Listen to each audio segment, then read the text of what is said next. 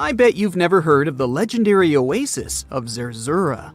This ancient city is said to be hidden somewhere deep in the Sahara Desert, and its discovery could mean unimaginable riches and untold secrets. According to an anonymous 15th century Arabic guide, the key to unlocking the city lies in the beak of a bird carved on the city gate. Zerzura might not be as popular as Machu Picchu or the pyramids, but that just makes it more mysterious. Legend has it that Zerzura is built around this big oasis somewhere in the desert west of the Nile. Apparently, it's made out of white stone and has all these luxurious houses and gold decorations. The story goes that a scribe wrote down the account of a traveler who stumbled upon Zerzura while looking for his lost camel. At one point in his journey, the man got caught up in a sandstorm, where he got separated from the rest of his group. The traveler kept wandering in the desert for days, and then, out of nowhere, two men showed up and guided him to the city of Zerzura. The traveler described this city as an oasis filled with little birds and made out of pure white stonework. The city is also said to be guarded by giants. In 1835, an English Egyptologist named John Gardner Wilkinson mentioned the city in one of his books. He spoke to a man from Egypt who found the city by accident after days of wandering through the desert. He mentioned some ruins, unusual stonework, and a large oasis surrounded by palm trees. The man even gave some instructions on how the city could be found, indicating that it might be in the western desert of Egypt. But here's the kicker. Even though a group of explorers went out to find Zerzura, they didn't succeed. At the same time, they did stumble upon a bunch of previously unknown oases. In the early 1900s, numerous expeditions were sent to find the city, including one with a fleet of Ford Model A trucks. But, alas, none were successful. Others say Zerzura did exist at one point, but not anymore. It's possible it was swallowed by the desert. It's believed that back in the day, the Sahara Desert was actually green. Scientists even found traces of ancient rivers that flowed through the area 100,000 years ago, creating green corridors across the desert. But Zerzura might have never been real to begin with. Maybe it only existed in the minds of people, a figment of their imagination as they were struggling in the African desert. For thousands of years, people have been obsessed with the hunt for another lost city, Atlantis. But if this place really existed, where on Earth, or under the sea, could it be? According to Plato, Atlantis was an actual place, and it was supposedly located somewhere in the Atlantic Ocean, near the Strait of Gibraltar. But how did this mythical city become synonymous with a perfect, paradise-like society? Well, you can thank Ignatius Donnelly for that. The American writer published a book in 1882 where he outlined 13 hypotheses about the existence of Atlantis. Donnelly truly believed that this lost city was where ancient humans lived in peace and joy for centuries. Donnelly even thought that Atlantis was the original source of many ancient civilizations around the world. And if we just followed Plato's clues, we could totally find Atlantis. Sounds like a treasure hunt, right? What inspired Donnelly to go on this quest in the first place, you might ask? Apparently, an amateur archaeologist discovered the city of Troy, using Homer's The Iliad as a guide. Well, if Troy was real, then why not Atlantis? Back in the day, some people believed that America was the legendary Atlantis. Columbus really stirred up some excitement when he brought back news about the New World to Europe. But the real hunt for Atlantis didn't really start until the 20th and 21st centuries. Some people tried to connect the dots between a volcanic eruption on the island of Santorini and the destruction of Minoan settlements. But in 2018, a team of investigators claimed they had nailed it, announcing they had discovered concrete proof that Atlantis had existed. What was their evidence, you ask? A series of mysterious circles in a national park in Spain. But the circles turned out to be nothing more than experimental ponds for studying zooplankton. Let's face it, there's no real evidence that Plato's lost city of Atlantis actually existed. But it doesn't make searching for it any less exciting, does it? The Fountain of Youth isn't a lost city per se, but it is another mythical location that many have claimed to have stumbled upon over the years. Long ago, people were obsessed with the idea of living forever, or at least extending their lives as much as possible. Each culture had its own wild story, like the Greeks talking about a magic fountain that let people live longer, or Alexander the Great finding a river of paradise that could heal the wounded. Japanese legends spoke of hot springs that could make you young again, while the Caribbean locals talked about the restorative powers of the water in one of their own mystical lands. Explorers searched far and wide for these magical waters, but nothing. Probably the most famous of all was the story of the Spanish explorer Juan Ponce de Leon, who thought he'd found it in Florida. Now, Ponce de Leon was quite a character. He sailed with Columbus and became an important figure in the area now known as the Dominican Republic. He found gold in Puerto Rico and even became the island's administrator. But when the ruler of Spain decided to replace him in his duties, he got upset and decided to explore Florida, looking for gold and the elusive Fountain of Youth. He explored the Bahamas, but sadly, he didn't find any gold or magic water. He did, however, make his way to Florida. He explored the coast and even discovered the Gulf Stream. Unfortunately, his last expedition didn't go well, and he was wounded. But the legend of him searching for the Fountain of Youth lived on. Even though historians don't think he was really looking for the Fountain of Youth, thousands of people visit the Fountain of Youth Archaeological Park every year to try the sulfur-smelling water. It's the oldest attraction in Florida, which has been around since the 17th century. Some say the water has unusual properties, but I'll leave that up to you to decide after you visit this place. Norse mythology has its own mysterious land called Thule.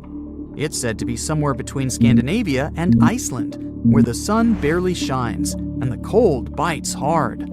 The folks there survive on a diet of millet, herbs, fruits, and roots, washed down with a grain and honey brew. As for its exact location, scholars can't seem to agree on it to this day. The legendary ancient Greek explorer Pytheas was said to be the first to stumble upon Thule during his quest for tin mines. He sailed his way up north, passing by Scotland, and after 6 long days of sailing, he reached Thule. The people there, according to Pytheas, were quite primitive, but that's no surprise since they were just simple farmers living off the land. They showed Pytheas where the sun set on the shortest day of the year. They also told him that in winter, the sun never rose at all, and in summer, there was no night. For many years, historians have been debating the true identity of this mythical land of Thule. Some say it's Iceland, while others claim it's Norway. A little bit of progress has been made recently with the help of a team of researchers. If their findings are correct, Thule might be the elusive island of Smola. That's farther south than any of the Norwegian islands that were on the list of contenders. It may be too soon to celebrate, but it does look like Thule has finally been found. Under the burning sun, among the sand dunes, somewhere in the Sahara Desert, you're walking in search of an ancient treasure. Finally, you find a strange rock in the sand. It's big, looks like a large piece of black coal or rock, but something shiny on its surface makes the rock unusual. This unique find is the oldest thing that has ever been discovered on our planet. This rock was born long before Earth appeared in outer space. The unusual meteorite was found in 2020 in a remote area of the Sahara Desert. Scientists have analyzed the isotopes of magnesium and aluminum on the stone's surface and found that its age is about 4.5 billion years. At the moment, this is the oldest sample of magma from space in history. It belongs to a small protoplanet that didn't have time to form completely. It happened a very long time ago when our solar system was forming. Many huge asteroids were floating in space. Some of them were formed into huge celestial bodies, which later became planets. The big rocky planets were absorbing the smaller ones. The rock was part of a little protoplanet that just began its formation, but another huge asteroid destroyed it. The planet shattered into billions of pieces. Some of them became part of other planets. Some flew outside the solar system, and one piece that had been wandering in space until our Earth was formed. After that, it hit the planet's atmosphere and fell into the territory now known as the Sahara Desert. The rock was discovered in 2020, but the erosion of extraterrestrial rocks shows that it could have fallen much earlier. This ancient thing weighing around 70 pounds has several pieces of different meteorites inside. In simple words, it's a volcanic rock consisting of lava. It has cooled, solidified, and crystallized. That's why you notice the glitter.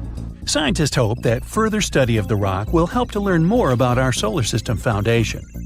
The biggest asteroid discovered in the U.S. is the Willamette. Its size is 84 square feet, and its weight is more than 15 tons. This is half the weight of a bus. Several people can fit on the surface of this outer space object. But the coolest thing is that it's not a rock like most meteorites that were found. Willamette is made of nickel and iron. This massive piece of metal was discovered in 1906. Now, the huge rock is kept at the American Museum of Natural History. The largest meteorite ever found is Hoba. It's located in Namibia, and people have never changed its position because it's too heavy. The weight of Hoba is 60 tons. It's heavier than a tank. The next space-related event occurred on February 28 in southwest England. On this day, a huge flash lit up the sky. Then there was a loud crash.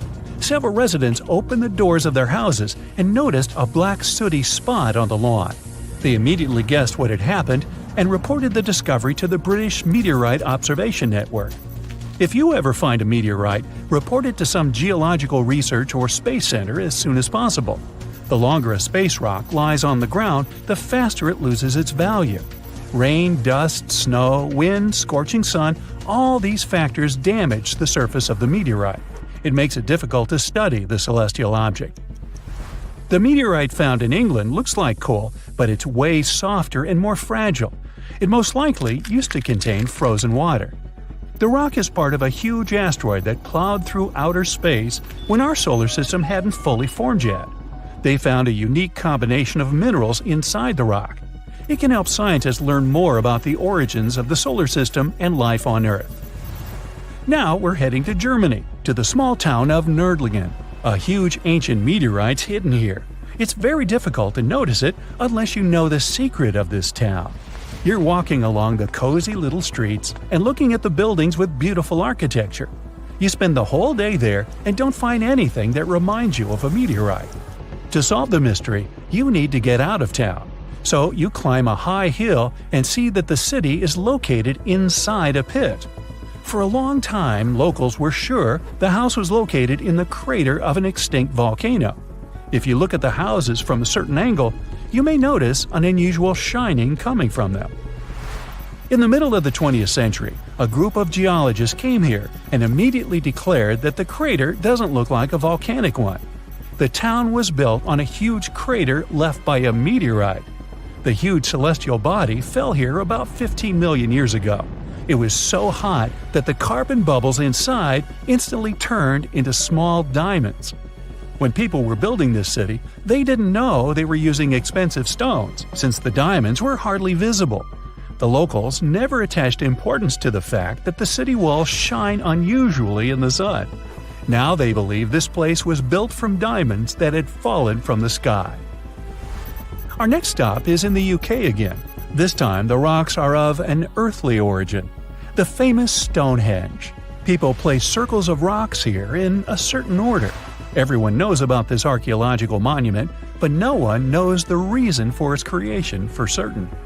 Another construction built out of mysterious rocks was discovered just 2 miles away. It's called Superhenge. It's bigger, heavier, and takes up more space. Each plate here is 15 feet, which is about the height of 2 floors. Once, the stones stood vertically and formed a huge semicircle. But someone pushed the stones over about 4,500 years ago. It was a college prank. No, not really. That's why they couldn't be detected for a long time. Scientists still can't solve the mystery of Superhenge, but they believe the standing vertical stones were part of some huge monument. Some other amazing rocks are located in the south of Costa Rica. There are big ones, the size of a human, and there are smaller ones, the size of bowling balls. And they all have a perfectly round shape. These giant rocky spheres were created by people. It must have taken years of polishing using stone tools to get the perfect round shape. These balls are incredibly heavy, but can easily roll like a basketball. All the rocks are of a different age. Some of them were created about 2,500 years ago. Most of them are made of molten volcanic magma. Until now, scientists don't know for what purpose these stones were used. They were found in different parts of Costa Rica, near big cities. It's possible that ancient civilizations installed them specifically to show the greatness of local kings. Also, many experts believe the rocks were used as a tool for studying astronomy. The people who knew their purpose of the rocks had disappeared, and the history of the stones was lost along with them. Let's finish our journey with the coolest archaeological find. You're walking through the desert of Peru and climbing a low hill. You look down and notice the surface of the hill is covered with strange lines. You walk far away and see a huge cat on the hill. Such a drawing is called a geoglyph. Its length is around 120 feet, which is about half the size of a Boeing commercial jet.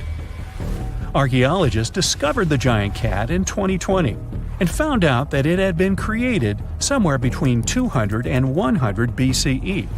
This huge drawing is part of a mysterious group of different pictures. In addition to the cat, there are other animals, plants, and fantastic figures. All of them were found in the desert of Peru. The kitten was found by chance. Archaeologists didn't see it at first because natural erosion on the hillside had almost erased the silhouette. The desert welcomes you with challenging conditions of abandoned environments and extreme temperatures. Hey, some of us would prefer dessert, chocolate, over sand and rocks. Oh well. Just like cactuses and camels, buildings have had to adapt to these conditions. Here are some examples of astonishing structures in deserts. These structures are called earthships. They're located in a New Mexico desert town. A large community of like-minded people lives in them. What's even more interesting is that the location of these buildings is registered as dumpsters. Maybe it's because all these structures are made out of old tires, bottles, and cans. Earthships operate using green building principles. About 40% of a typical earthship is built with natural or recycled materials. Imagine the walls made up of hundreds of used tires packed with dirt. Then there are layers of floor-to-ceiling passive solar windows.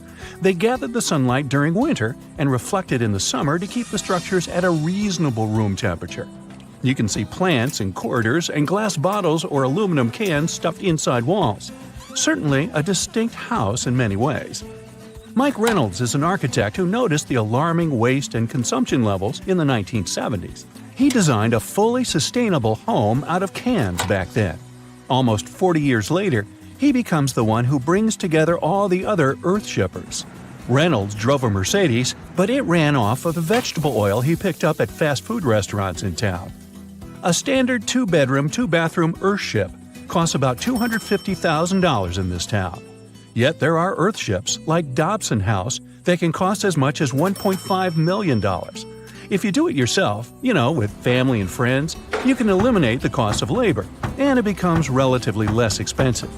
Let's assume you're really going to build one. Where can it be? Well, anywhere. Earthships currently fit in the cold, dry air of Canada, as well as the hot and humid climate of Haiti. This is the Mirage Mirror House. It's an installation set in the Southern California desert. Mirage opened in 2017 as part of a contemporary art exhibition. It's composed of mirrors. This minimalistic structure blends with the environment around it. The doors, windows, and openings have been removed to create an amazing experience. What you have in the landscape is reflected back to you. How's it made? With mirrored surfaces. At night, the distant lights refract from the mirrors. In the daytime, the sky is transformed into banks of clouds. There's no fixed scenery in this house. How about seeing a futuristic structure in the deep desert? Architects designed a concept home that pairs perfectly with Elon Musk's Cybertruck. The house has a post-apocalyptic theme. I mean, when I say post-apocalyptic, it's because I can't say it. Anyway, the house is designed to survive in a disaster scenario. The cyber house has steel gates, the windows are armored, and the exterior walls are made out of super strong material. Modern house is controlled by an autonomous geothermal heat pump. To put it in less sci-fi terms, you can keep the internal temperature steady. This sleek house has an entrance that can fit the Cybertruck. After all, it's inspired by it in the first place. Plus, the Cybertruck can be lifted to the second floor to be more secure. This is King Abdullah Petroleum Studies and Research Center in Saudi Arabia. Basically, it's a laboratory in a desert. It was designed to demand minimum energy. The architecture has patterns on the walls and ceilings, giving reference to the local tradition of geometric form. The next stop is Swartberg House in South Africa. This one is located near the Swartberg Mountains, but don't get too excited. It's on the edge of the Great Karoo Desert. It's a 4-bedroom apartment. It has a special temperature regulating system. The system works like a shield from the heat in the summer and as a sun trap in the winter. You're looking at the Grand Mosque of Djenné in Mali. This mosque is 52 feet tall. This is impressive because it's made of only sticks and a special mix of mud and other natural elements found in the desert. Petra is an ancient city hidden in the Jordan Desert. The structures are carved directly into red, white, and pink-colored sandstone cliff faces. It's located among the canyons and mountains near the desert. The place was a trade center many years ago. You might already see pictures of the impressive facade of the treasury. This structure still holds many mysteries in it. For starters, scientists can't explain how the Nabateans managed to create such a structure thousands of years ago. Did you know that there's another mysterious place in the middle of the desert that has a similar structure to Petra? Medallion Saleh was like a second capital of the Nabatean kingdom. Yet another secret they left for us to decipher. It has over 100 decorated tombs and more than 1,000 non-monumental graves. Plus, inscriptions and cave drawings are also here, again surrounded by sandstone. This wooden shack was a post office once. The structure is in the Tengger Desert of Mongolia. It's surrounded by nothing. Sand is the only thing that accompanies the lonely structure. The building is only 23 square inches. As you can guess, it didn't get too many visitors. It was abandoned for over 35 years. Its fate changed one day when a woman discovered the building. Mrs. Yang and her friend came up with an idea. They were going to reach businesses and people who wanted to send letters and postcards from the world's loneliest post office without actually visiting the place. It worked. The post office rarely gets visitors in place, but it's busy online. Over 20,000 letters and postcards were sent from the Desert Post Office in December 2021 alone. The place is about 6 miles off the nearest road. A post truck picks the letters up and hits the road for delivery. Eventually, they are shipped all over the world. A second destination in Saudi Arabia is King Abdulaziz Center for World Culture. The building has an interesting design. It took nearly a decade to build this complex structure. It's a 321-foot-tall tower which stands out with its look. Stone Matters Pavilion is a stone structure in Palestine. The structure spans a surface area of 93 square inches. It has been built entirely out of 300 interlocking stones that mutually support each other. The concave roofs, and yes, they look like giant bowls, are designed that way to collect rainwater. The structure is in Iran. Interestingly, in Iran, the evaporation rate is 3 times faster than the world average, so this bowl-like design comes in very handy. It captures the water in a way that the water can form a single mass as a whole before it evaporates. The outer shell of the roof system collects rainwater, but it also works as an additional shading. It makes air move freely, designed like a cooling mechanism for both roofs. Eco Lodge in Egypt is the next stop. The project is built in a place that overlooks the desert and is constructed using locally available materials like sun-fired bricks and palm wood. The building is an example of traditional architecture. There's a water basin that lets in the air to keep the interior cool. A worthy mention is the CID Interpretation Center in Chile. Chile's Atacama Desert is among the top tourist destinations in the country. To help the tourists, architects designed a visitors center as part of the infrastructure for the wind farm. Here, the cold winter months don't freeze people because the large windows make the most of solar heating. What's even more interesting is that the building is designed to go completely dark at night. Imagine you somehow bumped into the building by accident. Black Desert House is a building respecting the stars. At night, this house goes completely dark. It dissolves into the night, so the stars can appear more prominent. Now, any mysterious desert buildings you know that aren't on this list? Let us know in the comments. Endless hot deserts seem lifeless at first glance. But among these sands, you can meet dangerous and sometimes creepy creatures. Some of them can only cause health problems, but some can stay in your memory forever. Let's get to know them, starting with dangerous ones and finishing with real nightmares. So, you're walking through a desert and see a big teddy bear with open hands. You understand that it's probably a mirage, but still, you come closer. You were right. It's not a plush toy, but a giant cactus. There's something strange about it. Thanks to some strange fluff, the branches resemble the arms of a teddy bear. However, this is not fluff, but thousands of thin needles, and they are the reason you shouldn't come closer. The cactus is called the jumping cholla, or teddy bear cholla. It grows in the desert areas of Arizona and in the northern part of Mexico. Don't worry, this cactus won't attack you, but it will cling to your skin or clothes if you touch it. Such a fur coat protects the cactus from animals, creates shade, and saves it from heat.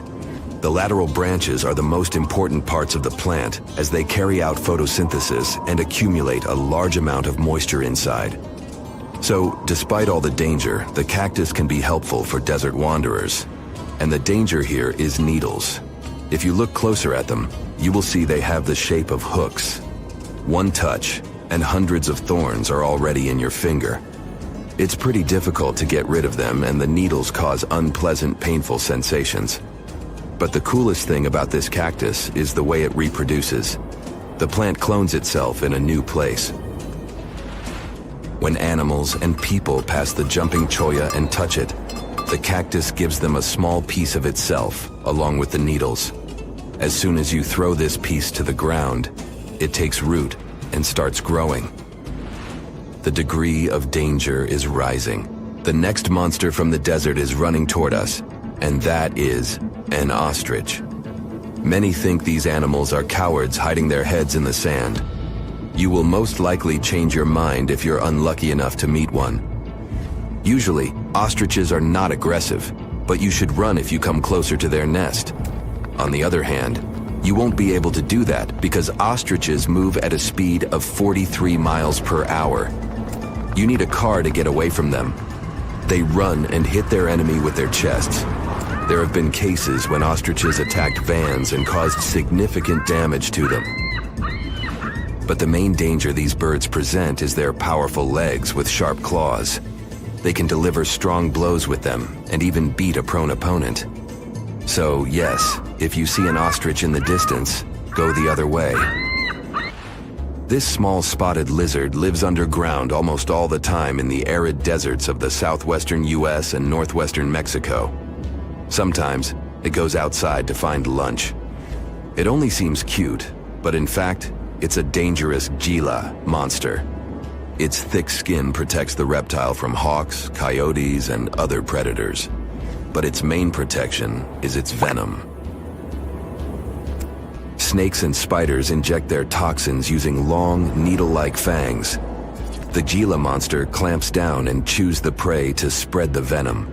And when it bites a person, it can keep its jaws closed for a long time. Getting rid of the animal is a tricky feat. People who have experienced the effects of the venom say it feels as if hot magma passes through the veins. Despite this, the lizard turned out to be useful for science. Doctors used its venom to create medicines for diabetes and obesity. the time has come. Now you're about to meet one of the creepiest creatures living in the desert. Be quiet and listen to the silence. Stand still. There's no one around. Suddenly, you hear some hissing coming from below. You lower your head and see it. A big yellow spider the size of a human palm with strong jaws and long legs hides in the shadow of your body. In horror, you run away from this monster, but it goes after you. It isn't easy to do it in this situation, but try to calm down. The creature isn't interested in you. It wants only your shadow to hide from the scorching sun. Anyway, it's better not to touch it. The powerful jaws of the camel spider can cause unpleasant sensations, to put it mildly. And, by the way, this creature isn't really a spider. Yeah, it belongs to the class of arachnids, but it's a separate species, Sulpicid. It likes to bite. It's fearless and pretty aggressive. The spider preys on insects, lizards, rodents, and small birds. It can also move at a speed of 10 miles per hour. For their small size, this is very fast. You need to be a professional athlete to run away from it. Most often, you can find camel spiders in the deserts of the Middle East, but they also live in Mexico and the southwestern US. These runners are nocturnal and try to avoid the sun during the day, so they are always hunting your shadow. By the way, they got their name because they often hide in the shadows of camels. You won't hide from them during the day, but they will also want to come after you at night, especially if you make a fire.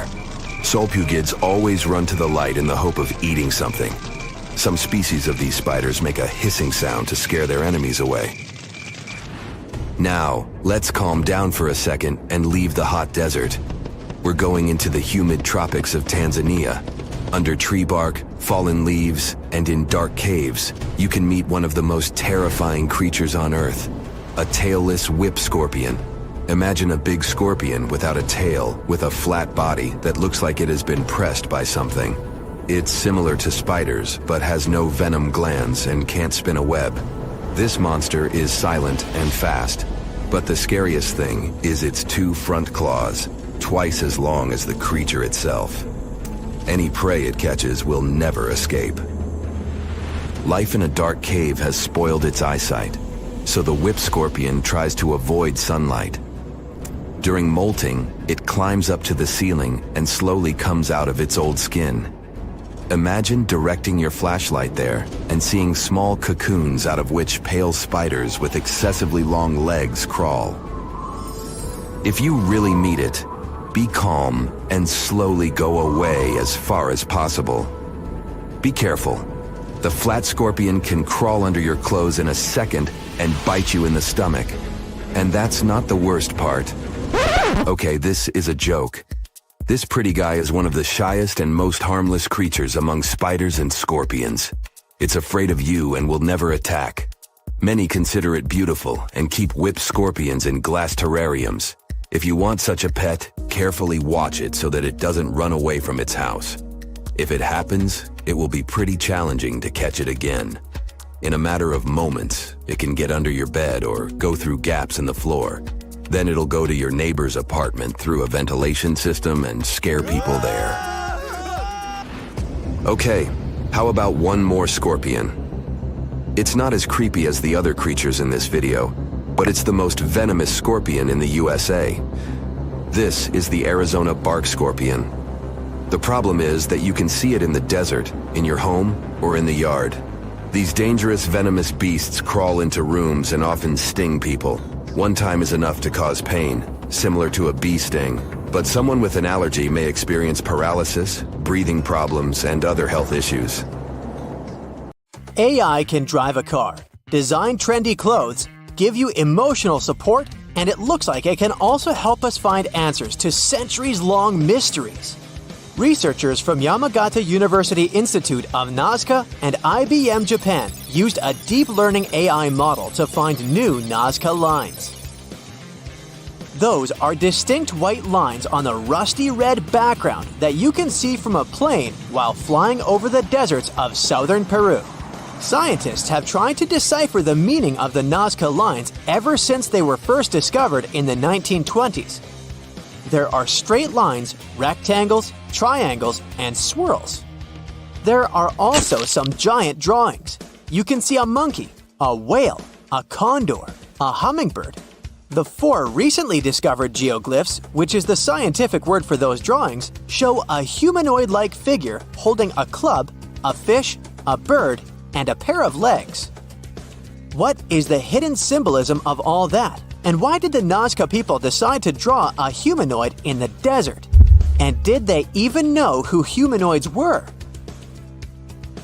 Let's dig into history to find some answers. The representatives of the ancient Nazca culture created their famous lines more than 2,000 years ago. The geoglyphs have stood the test of time thanks to a dry climate and strong winds in the desert.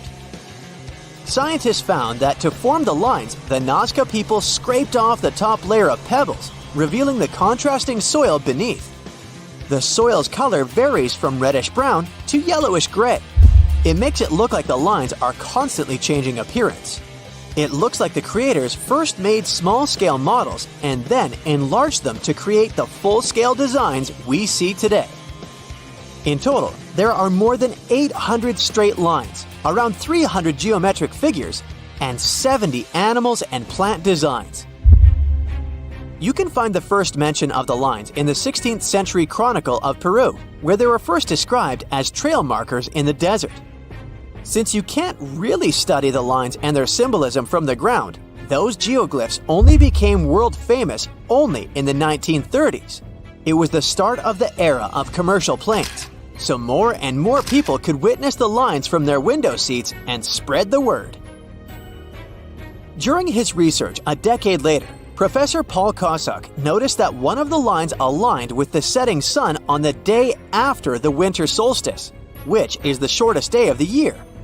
He supposed that the lines had some astronomical significance. German researcher Maria Reiche, who got the nickname the Lady of the Lines, supported the theory that the geoglyphs served as a calendar and some sort of astronomical purposes. She spent 40 years studying the lines and literally swept them inch by inch.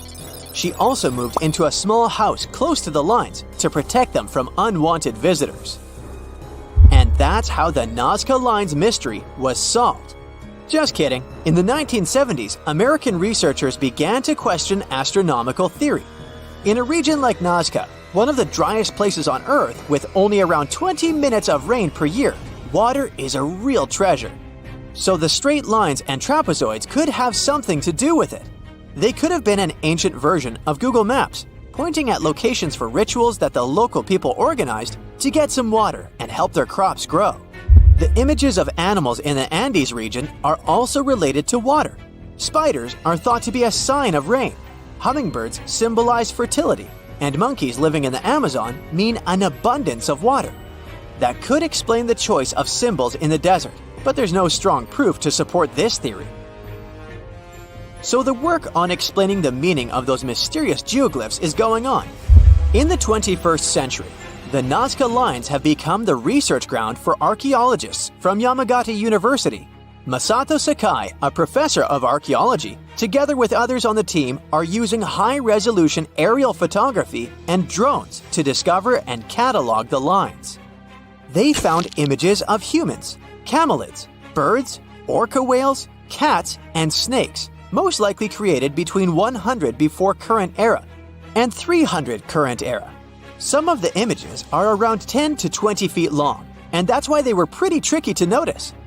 The largest geoglyphs are 1,200 feet across, which is about the height of the Empire State Building. The researchers believe the Nazca Lines were a form of communication in the desert for their creators. The linear ones pointed the direction from valley to valley. The ones drawn on slopes seem to have been drawn along ancient pathways between settlements. Professor Sakai explains that discovering new lines is tricky. Some of them are so poorly preserved that it's hard to spot them in aerial photos. There are also irrigation systems and roads all across the Nazca region, and it complicates the task. And that's where AI comes in handy. The team showed it pictures of previously explored Nazca lines so it could learn what to look for. Then, AI went through tons of footage taken from planes and satellites and also laser data from previous surveys to identify the lines scientists hadn't found before. The system works 21 times faster than humans, and it made some curious discoveries. Scientists then traveled to the locations it chose to verify the findings. In 2019, AI helped to discover a humanoid-shaped character with a rectangular head who is holding a stick and wearing a headdress. It became a real puzzle for the scientists trying to understand the creature's role in ancient society. The little guy is neighbors with another famous geoglyph. It's a hermit, which is a subgroup of hummingbirds that lives in the forested regions of northern and eastern Peru. The largest of the recently found geoglyphs is a pair of legs. It's more than 250 feet across, about 4/5 as tall as Big Ben. Could be an homage to some ancient supermodel. The fish and the bird are around 4 times smaller. Why they are where they are is still a mystery. Listing new geoglyphs isn't the only way AI is helping scientists. It's doing a lot of good for astronomy. It analyzes vast amounts of astronomical data and uses its algorithms to identify patterns, classify celestial objects, and even predict new events. For example, AI models have been developed to detect and categorize galaxies, search for exoplanets, and identify rare cosmic phenomena. It also helped analyze data obtained by the Kepler mission to discover new Earth-sized planets circling other stars. AI is also transforming the field of chemistry. Machine learning algorithms can predict chemical reactions, discover new compounds, and optimize chemical processes. All of this helps scientists save a lot of time and resources in the labs. If you've ever written a thesis, you know that analyzing vast chunks of information can take forever. Now imagine you need to analyze the archives of the British Library's national newspaper. It's piles and piles of history. So, researchers are teaming up with the curators to develop special software that can analyze the vast amounts of data extracted from these collections. Computational linguists and historians will be able to delve deep into the past and get some insights into changes in society and culture. They'll focus on key periods and track how advancements in technology shaped various aspects of society. AI even helps in the conservation of seals. It's really expensive and challenging to monitor certain species of those cutie pies living in the sea ice zone. Using high-resolution satellites, researchers can now identify the seals in photos, which already helps. But manually counting seals across huge areas of ice is like putting together a jigsaw puzzle of a blue sky consisting of 1 million pieces. It takes a lot of patience, and different analysts come up with different results. Machine learning algorithms can be trained to recognize and distinguish seals in satellite imagery and count them automatically. Researchers can then use this accurate data to monitor seal populations over time and study their behavior and habitat more effectively. So the Sahara Desert is so big that it covers 8% of the world's territory. It's bigger than the USA or China. Surprisingly, the Sahara is not the largest desert in the world. It is the 3rd largest, behind Antarctica and the Arctic. But it is definitely the hottest one. Temperatures there reach 136 degrees Fahrenheit. This place has some of the most incredible sand dunes you've ever seen, towering up to 1,476 feet. But here's the kicker. There's a real risk that these dunes might continue to spread until they cover the entire world.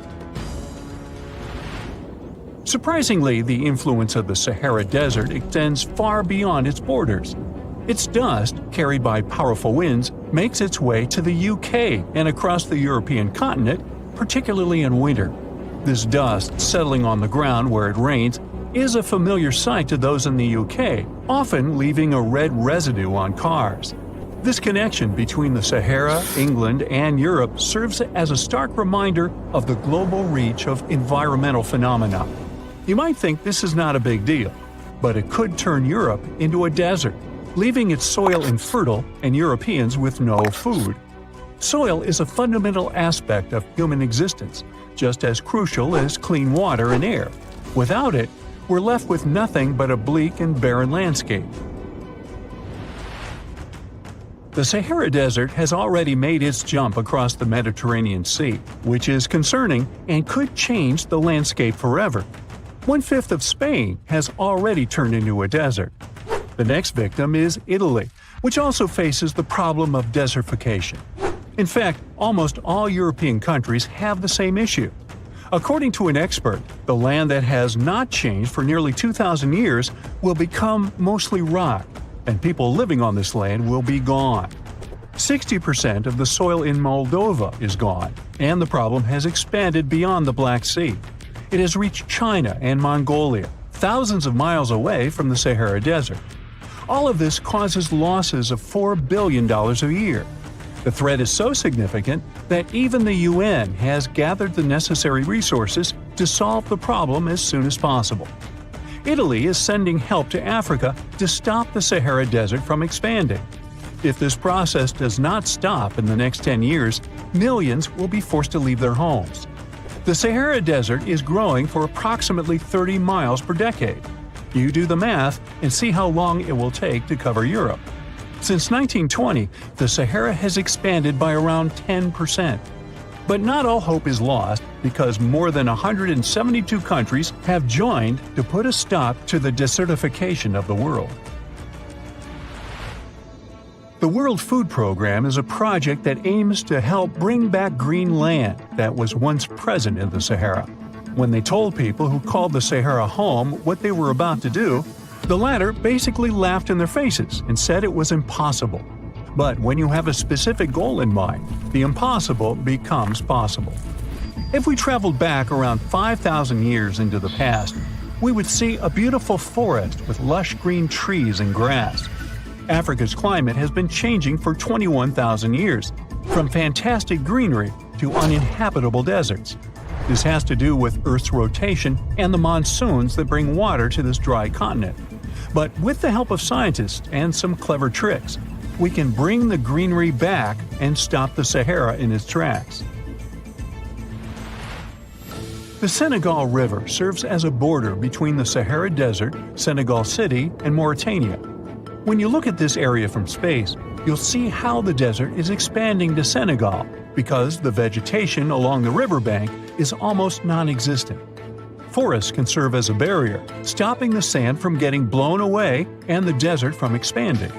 An effort to create a great green wall is being made, and how they do it is actually quite impressive. Nothing has been growing in the currently restored area for more than 40 years, making locals find other places to call home. People were thrilled when they saw that the land could be restored. They're very committed and learn to work with the soil and grow food. At the same moment, more than 30,000 hectares have been restored and transformed into lush greenery. The Sahel region is the starting point of desertification, and it is crucial to establish a green wall in that area first. To make this wall is not rocket science, since it only takes a few simple steps. The ground there is baked by the sun and as hard as a block of concrete. If you've ever poured water on concrete, you know that it just flows away. It doesn't stay in one place. So they had to create water-retaining half-moons that would hold the water and make it available to plants. When you learn about how these half-moons work, you might say, how did they not think of that sooner? Actually, this technique is ancient, and it was once implemented in Sahel, but it was lost over time. When the rain falls, the water is collected into the half-moons that are positioned a bit lower than the ground below contour lines. There is also a kind of bank at the end of the shape that prevents water from overflowing. And in the middle, there are plants that are happy because they have plenty of water to thrive. Also, it's essential to grow native plants that are kind of used to harsh conditions, like sorghum and millet. These plants have been surviving there for thousands of years and produce a good amount of biomass, which means the land can be rehabilitated faster and people will have food sooner. The water that will enter the half-moons won't be lost. It will penetrate the ground and top off underground waters. This will ensure the ground that H2O will never run out and that future generations will have usable aqua. This brilliant planting technique is not limited to half moons. People also create lines and plant various vegetables, such as tomatoes. Next, there are places only for trees, like lemons or oranges. After a long hot day, nothing is better than a freshly made cold lemonade. The trees will also protect the soil, and with some luck, there will be a new forest in the Sahara Desert. The goal is to copy the forest dynamic. Start with small plants and gradually expand to bigger plants that are more useful than the tiny ones. They are aiming to plant more than 10,000 trees. Right now, many people are leaving the Sahara after the rainy season, going to cities or leaving Africa altogether. At this time of year, villages are like ghost towns. Only animals can be found there. Most people are gone. I mean, who would blame them? Nobody wants to live in the sand where nothing grows. Luckily, with all this new, old technology being developed, many people are slowly but surely returning to their land and starting to work in agriculture. The best thing is that there are no brutal winters, so plants grow 12 months a year, and people can always have food. People are becoming more social because now everybody stays in their villages and doesn't travel much.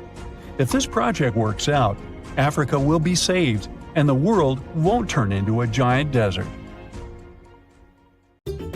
You plan to spend your summer vacation in Africa. The final destination is the Sahara Desert. It's located in northern Africa, stretching from the Atlantic Ocean to the Red Sea.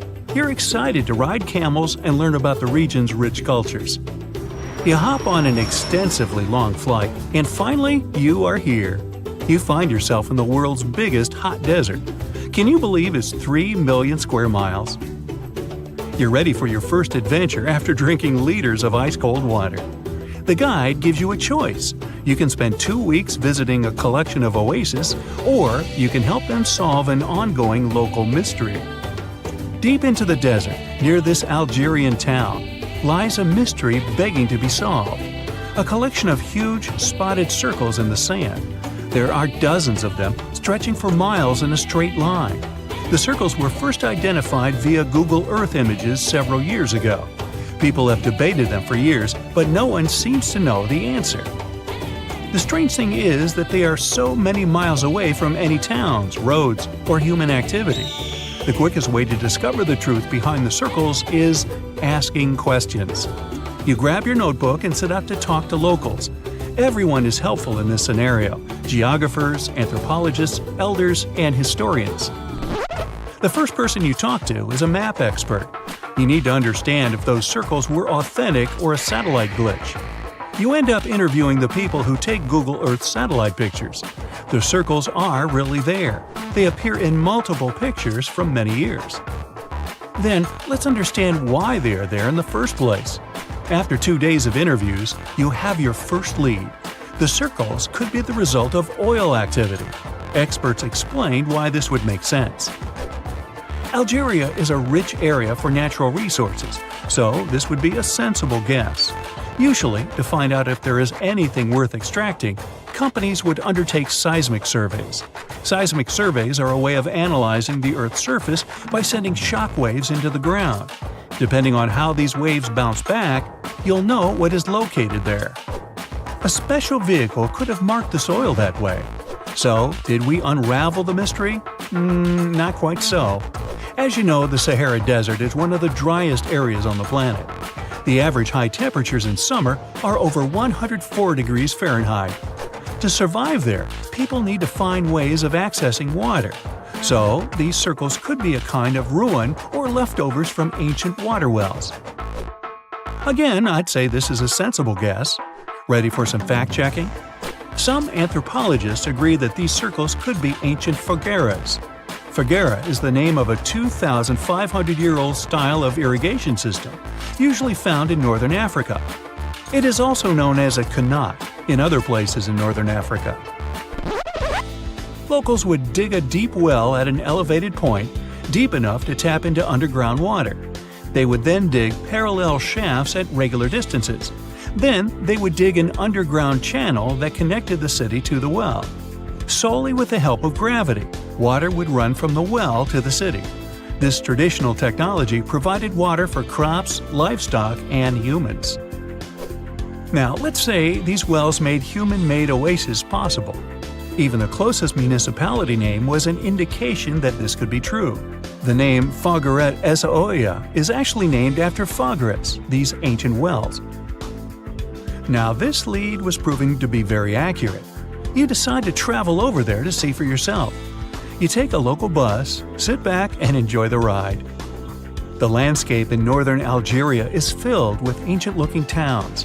You even see ruins of wells along the way, on the outskirts of smaller cities. Opening Google satellite images, you can see the Qanat's markings on the ground, a series of holes running down several miles. But as soon as you arrive, you find out you were wrong. Dale Lightfoot, one of the world's leading experts on Qanats, said that the circles were definitely not Qanats. Even the satellite images confirm this difference. Uh-oh, we were so close. Apparently, Qanats or Fogares would not run down a straight line. They wouldn't be shaped like circles.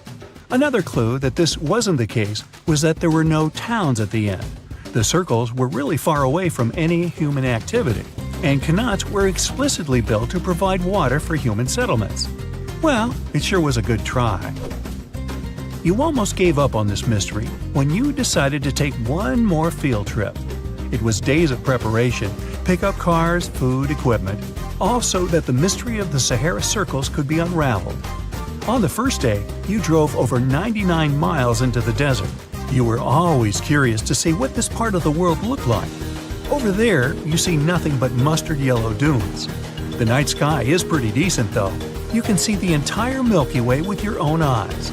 You set up camp and sleep under a canopy of stars. The next day, tension grows. There's no cell reception. Oh dear. But thankfully, you added the coordinates of the circles to your Google map. And surprise, the offline mode works out there. You follow the coordinates, but it leads you astray.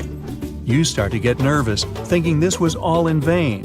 But you and the team get into the car and drive a few more miles past the coordinates on your phone. After a very bumpy ride, you can't believe your eyes.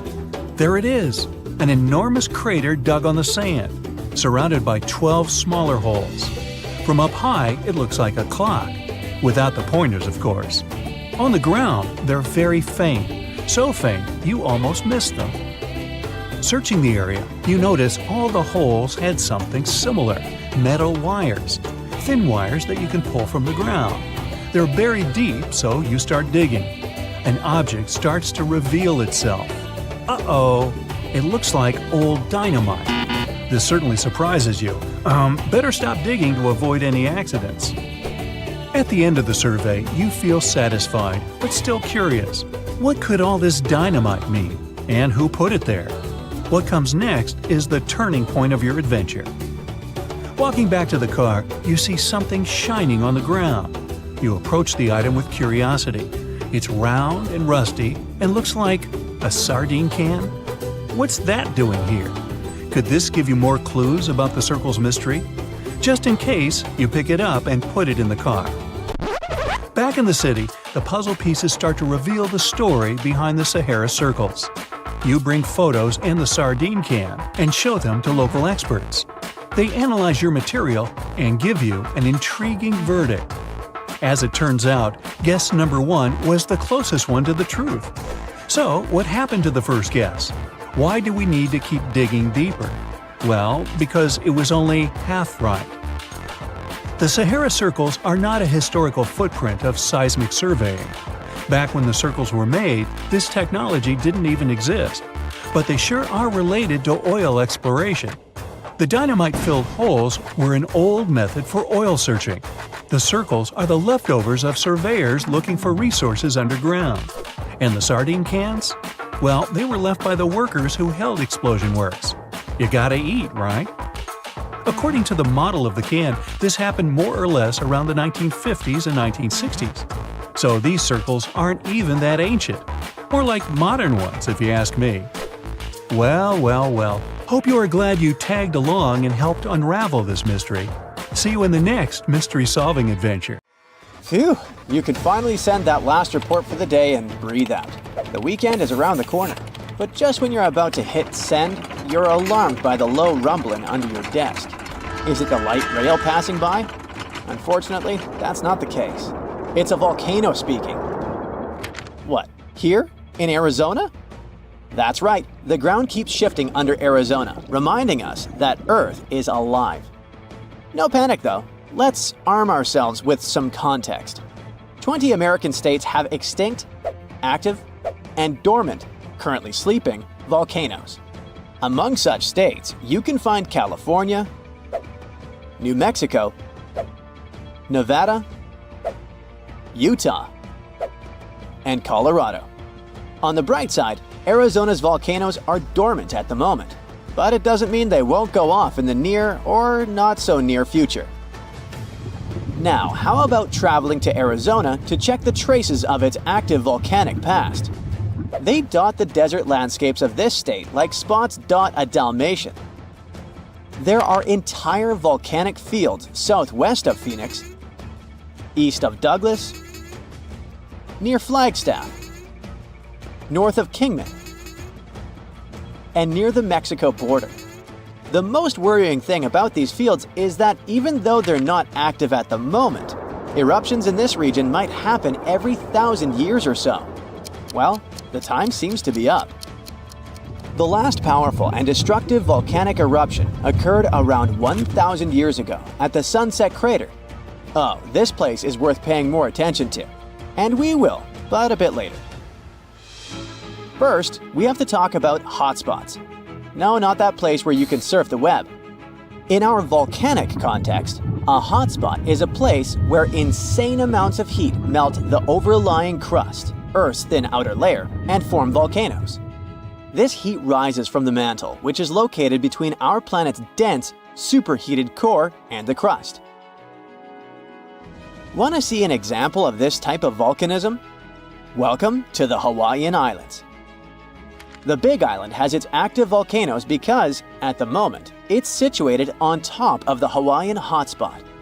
The older Hawaiian Islands were once there too, but later they drifted off towards the northwest.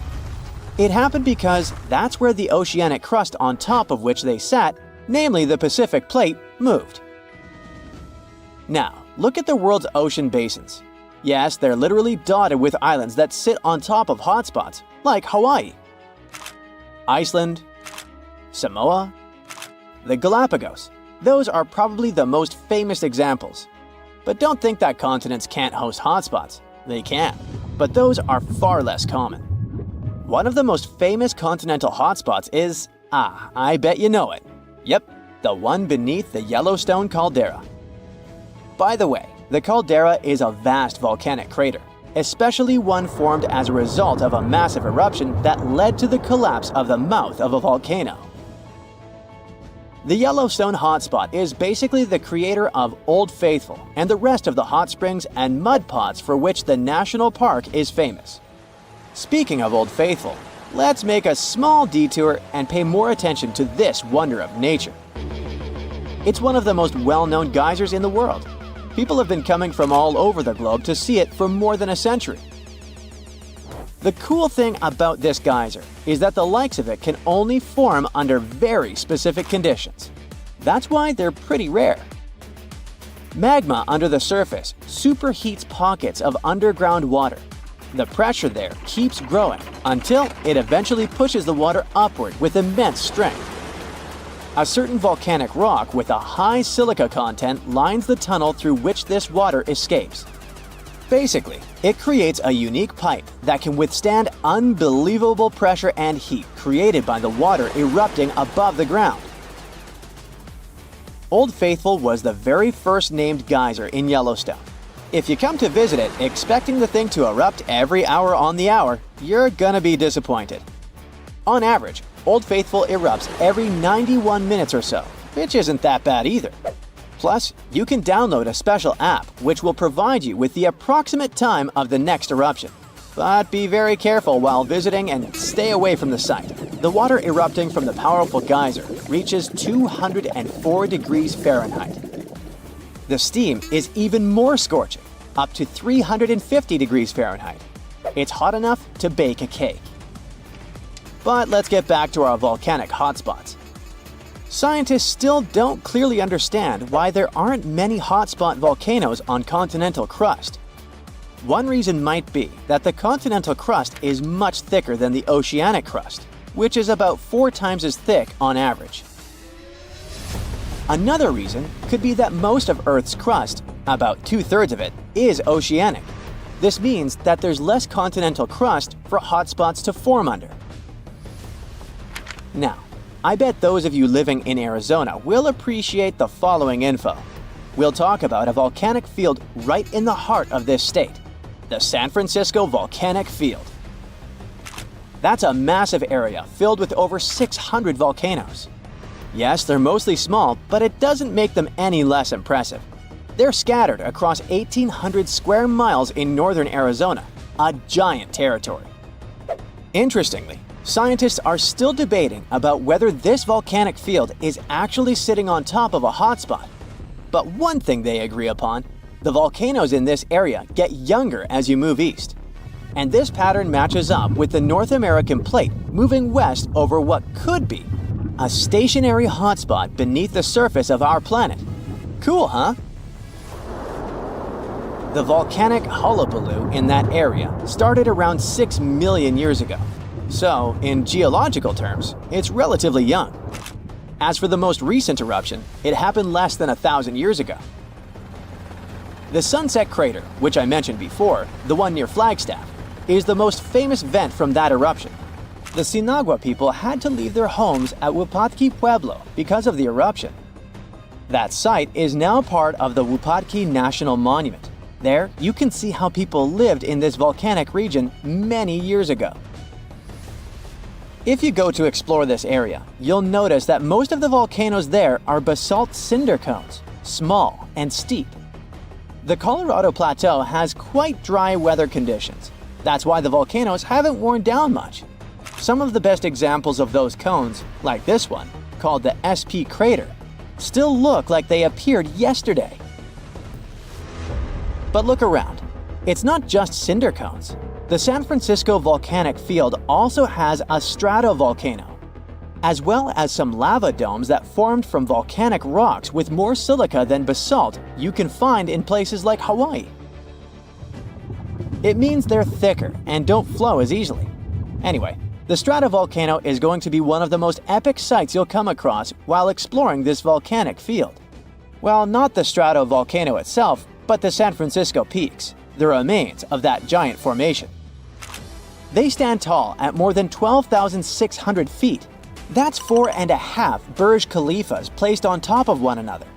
It makes the peaks some of the biggest landmarks in northern Arizona.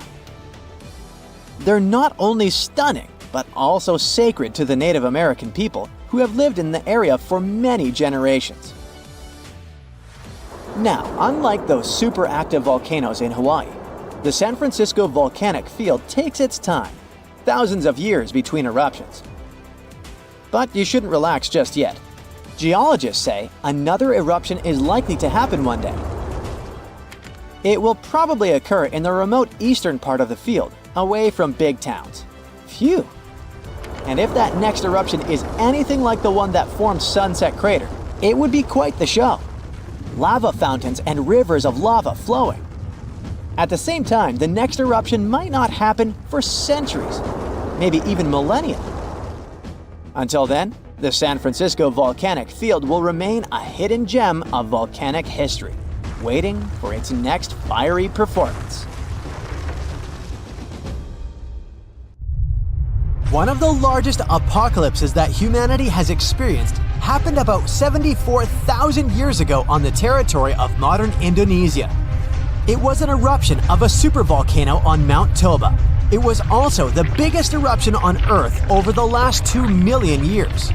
Even the tragedy of Pompeii, when the volcano Vesuvius destroyed the entire city, was not so large scale. At the time of the Toba eruption, humanity was as close to extinction as ever. And the problem wasn't in the volcano itself, but in the consequences that came after. Some studies suggest that 3,000 to 10,000 people could survive the period after the eruption. During the disaster, Toba released millions of tons of volcanic ash and soot. This cloud spread across the sky, blocking the sun in India, Indonesia, and over the Indian Ocean. Some scientists claimed the world had been plunged into volcanic winter for several decades. Take a look out the window in cloudy weather. Do you see how gray clouds cover the sky?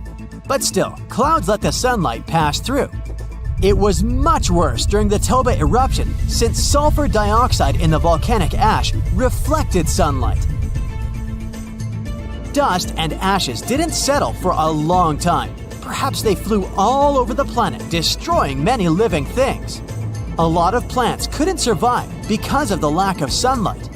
Also, Earth's temperature dropped by several degrees, which led to new disasters. In today's modern world, the temperature doesn't affect residents of our cities that much. But for nature, even minor changes may entail catastrophic consequences.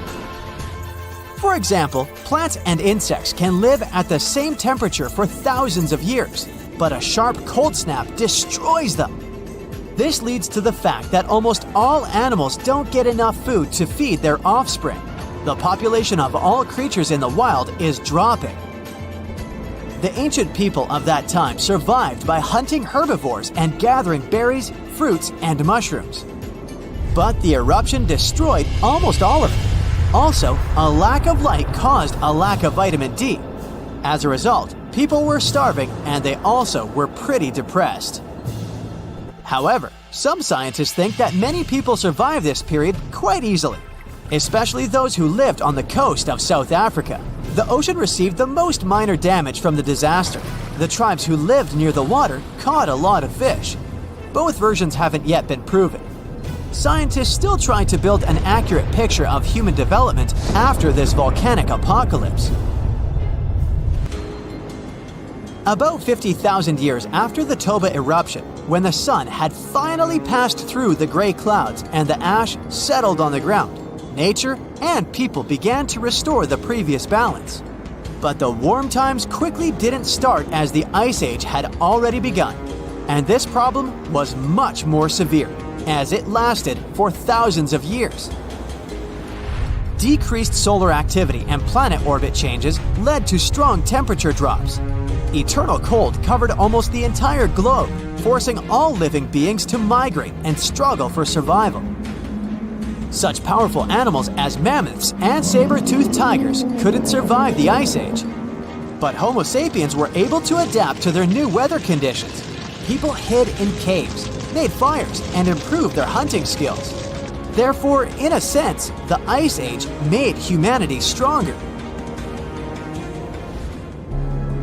In the modern world, such weather can cause significant problems for the global economy and create financial crises worldwide.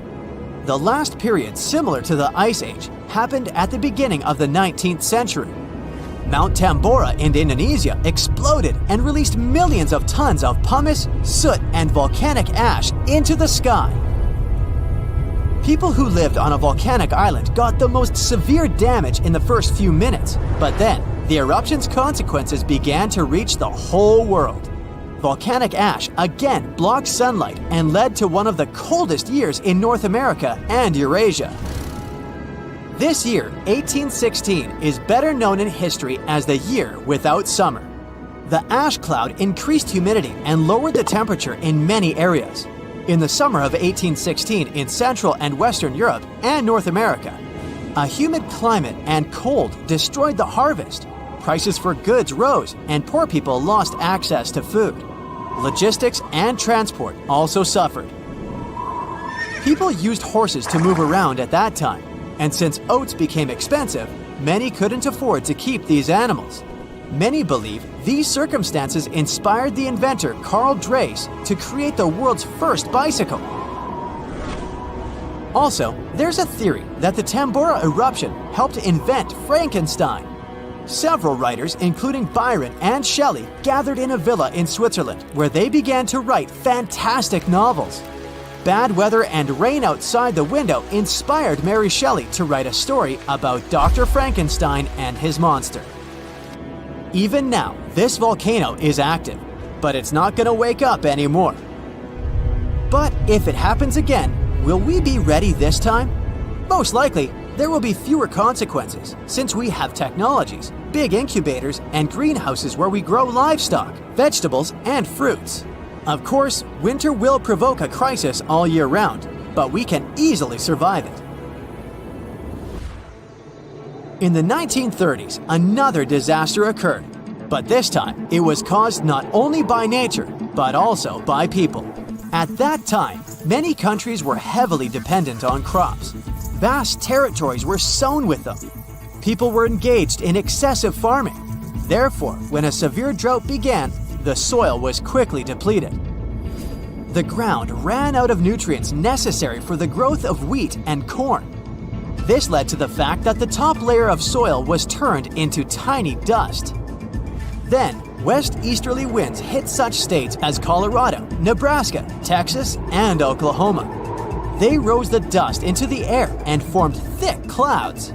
This period is considered the most challenging time of the Great Depression. It's the Dust Bowl. It lasted 8 years and forced many people to leave their homes and move to other states.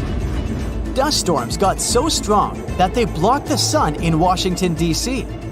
Whole cities were covered with rain from sand, which caused problems with breathing. Even the captains of ships sailing in the Atlantic Ocean reported polluted air. Powerful earthquakes, supervolcano eruptions, floods, fires, and hurricanes swept whole species of animals off the planet. But a human has always survived in the most challenging conditions, so don't worry about the next global catastrophe. People will handle it. We hope so. But what if some global catastrophe happens? For example, a huge meteorite falls or the atmosphere gets poisoned. In this case, it'd be best to find a remote island or fly to the moon. The main thing is to have the opportunity to return. After all, sooner or later, the apocalypse ends and Earth will be as good as new. Probably. Another option is to live in an underground bunker with large reserves of food and oxygen.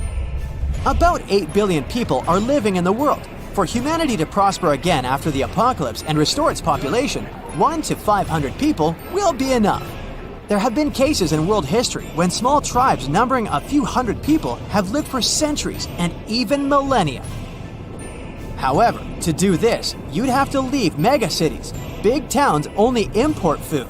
They're heavily dependent on farm fields and crops. During some global catastrophe, no one would give food to the cities. Hunger would lead to complete chaos.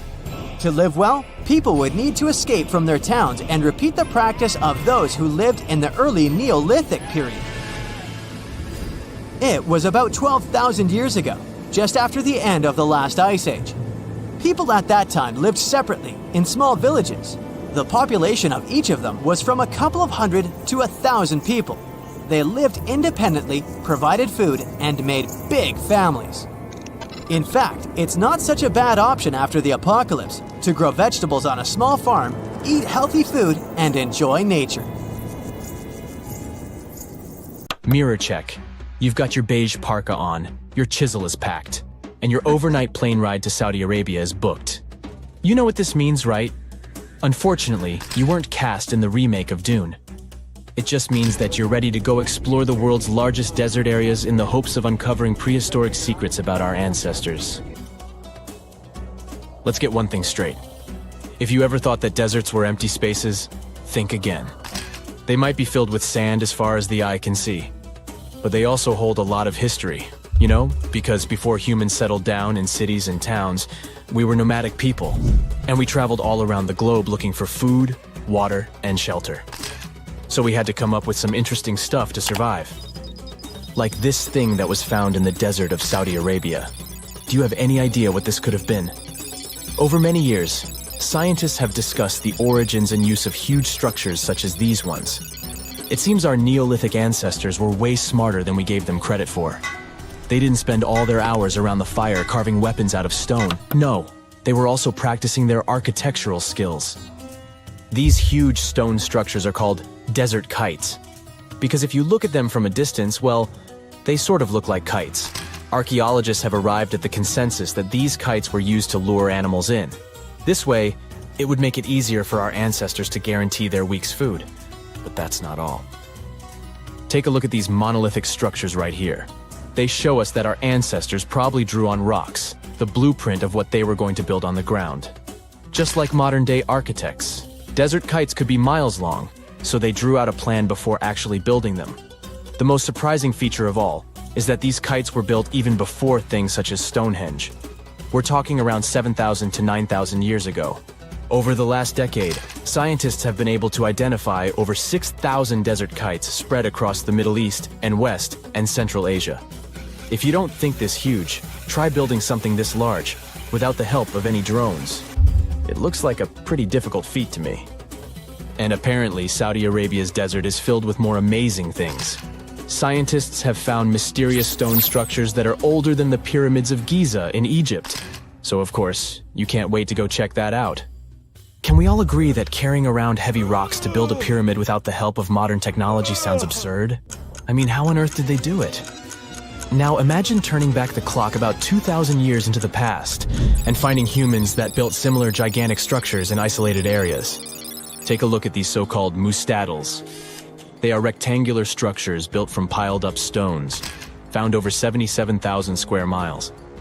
Some archaeologists believe that these monuments were used for ritualistic purposes, maybe processions of some kind, where people would walk from one end of the plateau to the other. I'd be down for that. Now let's move on to another deserted area. We're entering the world-famous Sahara Desert landscape. Isn't it beautiful? Here, you're about to unravel an ancient mystery, something that took years for researchers to solve. Fun fact, the Sahara Desert is the world's largest hot desert. It spans over 3 million square miles, which would be like putting 1,000 times the country of Hawaii next to each other. We say it's the largest hot desert because the world's largest desert area is Antarctica. But we all know temperatures over there are freezing, not the typical image of when we think of a desert. Deep into the desert, near the Algerian town of Fougeret et Zoua, something strange was found. For decades, these tiny dots appeared on images of Google Earth, but nobody could explain what they were. Some scientists were sure that these circles are the result of oil activity in the region. Others guessed that these were ancient fogeras or ancient water wells. There are dozens of them, stretching for miles and miles in a straight line. The strange thing is that they are always far away from any town, road, or human activity in general. So what was or is their purpose? If you had to take a guess, what would you say? Remember we talked about how our ancestors had to be creative in order to survive in the desert? Let's try to walk in their shoes for a minute. Imagine you're a nomadic hunter-gatherer living in a desert area. You spend your days basking in the hot sun, trying to count all the grains of sand around you. But you also need to eat and drink water. But how on earth do you get water in a desert? Sure, you can hope to keep running into oasis every week or so, but that seems a bit risky, doesn't it? That's why North African people invented the so-called fogeras. The fogeras are a 2,500-year-old irrigation system. Locals would dig deep wells in elevated areas, wells deep enough to tap into underground water. Then, they would dig parallel shafts at regular distances. This way, the water would flow from the main well down into all the shafts and irrigate entire areas. Travelers could stop by the shafts and quench their thirst. They could also raise livestock and tend to crops. Pretty clever, huh? As much as these holes did look like fogaras, a little bit of research would show you that they're not.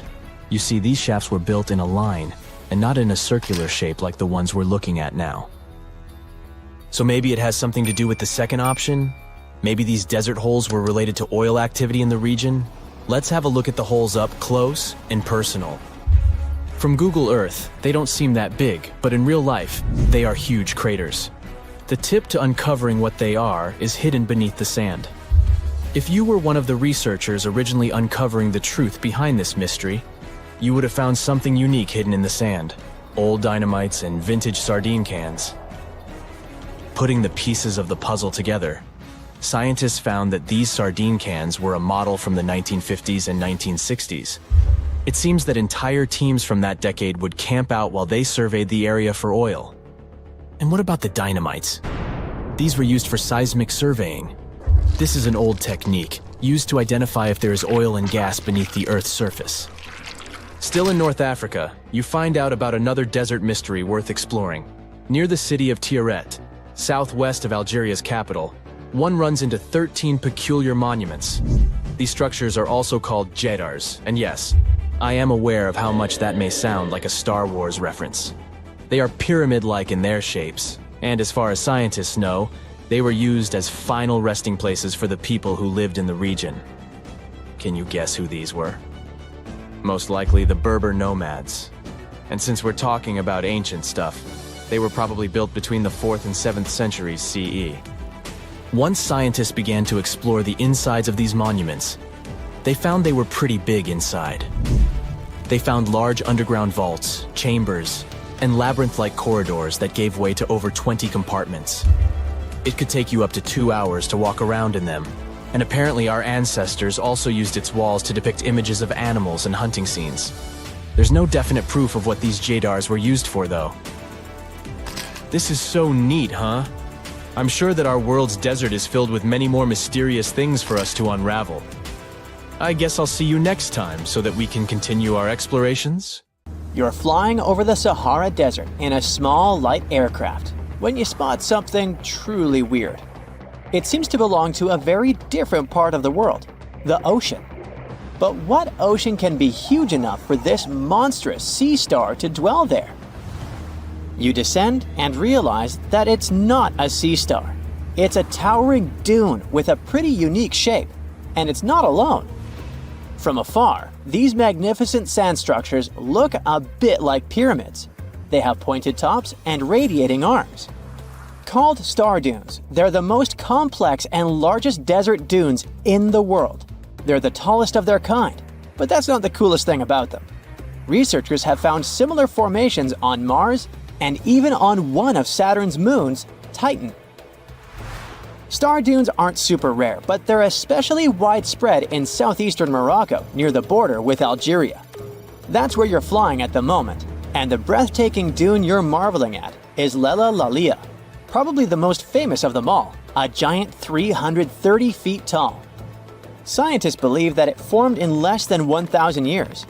How about doing some research to find out more about these unusual formations? There, I see a great spot for landing. Star dunes got their name because of their multi-armed shapes.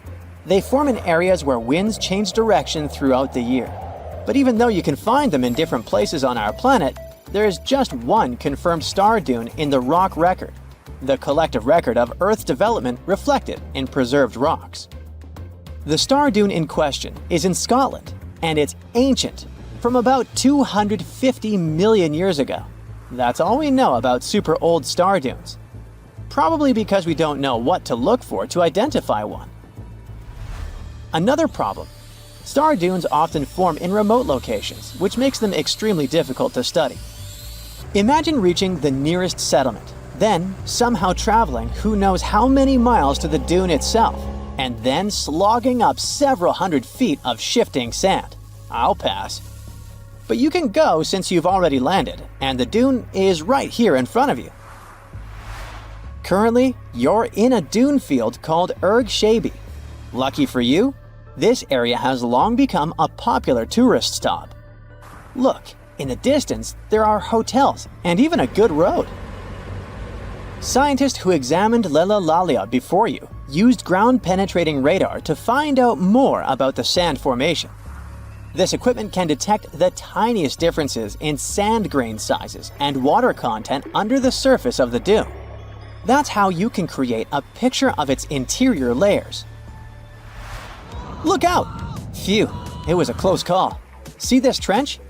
The researchers dug such trenches to take samples of long-buried sands and then examine them. It's a pretty cool process. The thing is, while buried deep inside, the quartz in the sand accumulates radiation coming from natural sources within our planet. We can compare the grains of quartz to minuscule rechargeable batteries. They can store the energy they get from radiation.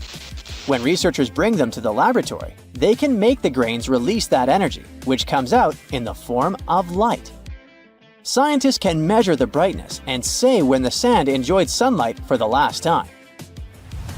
Now, when those experts who dug the trenches looked inside Lella Lalia, They were shocked. The enormous formation turned out to be very young. For a dune, of course. You'd expect a dune that is several hundred feet tall to be pretty old, like thousands or tens of thousands of years. But that wasn't the case. Well, at least not entirely. The upper part of the dune has turned 900 just recently. But look at the sand near the base of the dune. Yep, right there. Well, it was buried there around 12 or 13,000 years ago, representing ancient dunes in the area. Those good old dunes were active for a couple thousand years, and then something went wrong. Because for a whopping 8,000 years, the sand wasn't accumulating there. A mystery? Scientists might have an explanation. You see, the first part of this quiet period occurred during the time when the climate became warm and wet. Yep, even in the Sahara. It happened about 11,700 years ago. It was the end of the last ice age and the beginning of a new era, the Holocene. And guess what? The Sahara went green. It started blooming like your local botanic garden. Plants started popping up all over the place, stabilizing the sand. If you had visited the Sahara during that period, you wouldn't have recognized this place. But you would have likely come across humans wandering marshy landscapes and hunting for food. Researchers have found pottery fragments and stone tools on one side of Lelalalia. That's true. As sand dunes form and then shift throughout their lives, they swallow and protect ancient remnants of life. Just dig well enough and you might find something that will provide you with a window into the past.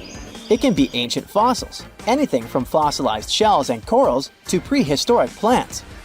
Those can offer precious insights into the history of our planet and the living beings once inhabiting certain regions.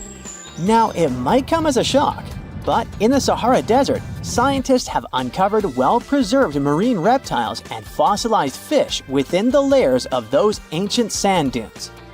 They are the remains from the time when the Sahara was covered with a sea millions of years ago. Anyway, it's time to leave that ancient paradise if you want to survive. 4,000 years ago, the wet period came to an end, and the Sahara dried out again. Interestingly, our dune didn't begin building up right away.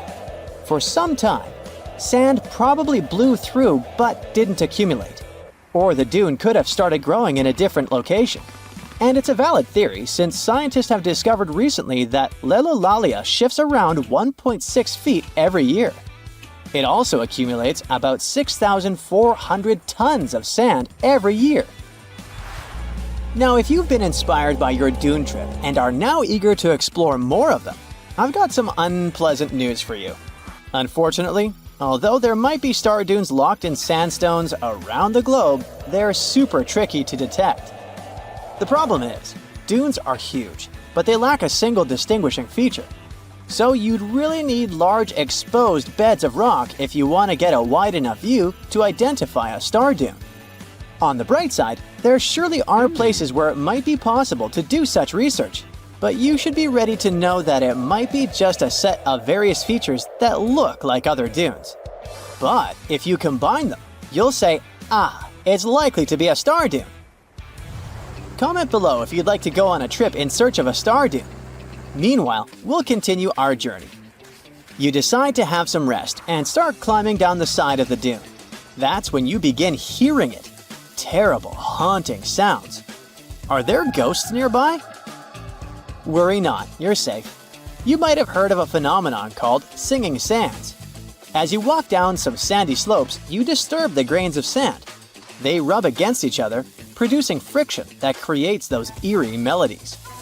With each step, the sand beneath your feet comes alive in a ghostly choir of whistles and whispers.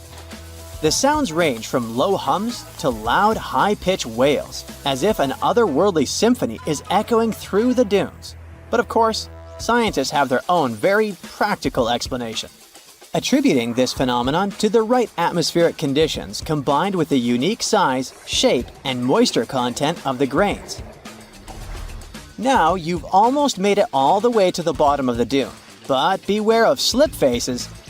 When a sand dune reaches a certain steepness, it develops a slope. That's the very slip face I was talking about. This slope is usually on the leeward side of the dune and sheltered from the prevailing wind. Sand grains start accumulating on the windward side, slowly creeping along the dune's gentle slope. At one point, they reach the top. Gravity takes over and they start sliding down, triggering a cascading effect. It looks like a miniature sand avalanche, and I wouldn't want to end up in its way. We've all heard of the Sahara. Sure you have. It's the largest hot desert on the planet. A sea of sand covering an area larger than the contiguous United States. But have you ever wondered what lies beneath the sand dunes? To answer this question, we must travel deep into the past of our blue planet. Up until some 6,000 years ago, the Sahara was grassland. Humans were around at this time, not me, spreading agriculture around the planet. In the north of Africa, the color green dominated. Plenty of rainfall meant that there were lakes, rivers, pastures, and even forests. A completely different image of the Sahara from the barren landscape of today. But then the climate started to shift. The region became parched, and the vegetation started disappearing. The wind did the rest. It took away the fine sediment after there were no plant roots to hold the ground together. Give it a couple thousands of years, and you get a familiar image of the Sahara. Sand and rocks stretching as far as the eye can see. But when it comes to volume, only a quarter of the Sahara is actually sand. The yellow sands of the Sahara are just one part of the story. The desert has many other features, such as gravel plains, salt flats, and plateaus. Makes you think if we understand the word desert correctly. For people who study such terrains, geologists, there is only one condition for defining a desert: precipitation. If an area gets little or no rain, then it's considered a desert. The Sahara certainly fits the bill. Its average annual rainfall is just 3 inches. Compare that to the nearly 45 inches a year in New York. When we look at precipitation, this sandy desert is only the third largest in the world. Number 1 and 2 are Antarctica and the Arctic. They are larger than the Sahara by millions of square miles. It sounds odd, but there is more than one type of desert. The first two are polar deserts, while the Sahara is a subtropical desert. But the difference in air temperature are staggering. In Antarctica's interior, temperatures plummet to minus 76 degrees Fahrenheit. Compare that to the highest temperature on record in the Sahara of 136 degrees Fahrenheit. But this desert has a cool side. At night, the temperature is roughly the same as the average yearly temperature in Denmark. This hot and cold roller coaster makes it hard to choose the right outfit when venturing into the Sahara. And what about the sand? How deep is it actually? The depth varies between 70 and 140 feet. That's not too deep. If you put the Statue of Liberty in a tall dune, half of it would still stick out of the sand. Its vast amounts in the Sahara were created by aeolian processes. That's Greek for wind. Over time, it blows and shapes the surface of the earth. In dry areas with sparse vegetation, winds erode the ground much faster. That's what happened in North Africa. Under all that sand is the bedrock and cracked clay. If you started digging, you would find the same everywhere on the planet, with one important difference. There is some type of soil covering the bedrock. This is not the case in the Sahara. Because of the arid climate and a lack of vegetation, sand covers the ground below. Over the course of thousands of years, a lot of interesting finds ended up in the desert sand. For example, there are petrified tree trunks. These are essentially preserved prehistoric trees. They date back to the time when the region was lush green. In some places, the trees of this fossilized forest are at least 65 feet tall. The wood is so well preserved that you can still see the texture and knots. There are even fossilized pine cones. In 1992, scientists found glass fragments in eastern Sahara. These canary yellow glass shards were scattered across hundreds of miles. They didn't belong to an ancient civilization, although ancient Egyptians used them to make jewelry. In fact, the breastplate of King Tut had a beautiful scarab beetle centerpiece made from this desert glass. For a long time, scientists were puzzled about the true origins of these fragments. They finally concluded that the glass was around 29 million years old. It is an impact tape. If that sounds like it has something to do with the word impact, you are correct. These rocks are formed when a meteorite hits the surface of the Earth. This generates a lot of heat. Scientists estimate that the temperature needed to melt this mineral was close to 3,000 degrees Fahrenheit. Apart from the regular fine-grained sand, we also have melted sand in the Sahara. But the desert conceals other unlikely artifacts. Shark teeth are a common find in Morocco, which sits in the western part of the Sahara. What are the fossilized teeth of these marine predators doing in the middle of the desert? This part of the world looked entirely different millions of years ago. There was a sea cutting right through what is now a desert. The Trans-Saharan Seaway ran the length of present-day Algeria and Mali. It was around 165 feet deep. That was enough for all sorts of aquatic animals to inhabit it. Large catfish, sea snakes, and of course sharks lived in the area. British archaeologists even unearthed a turtle shell in Mali in the 1980s. For centuries, there was even an entire city hidden under the desert. Timgad was a Roman outpost constructed by the Emperor Trajan around the year 100 in the current era. For various reasons, its residents abandoned it around the year 700. The sands of the Sahara soon engulfed the city. It had remained hidden for nearly 1,000 years. Then, in the 1700s, a Scottish explorer started digging out the city. His team first uncovered a sandstone triumphal arch 40 feet high, similar to the ones we can see in Rome and Paris today.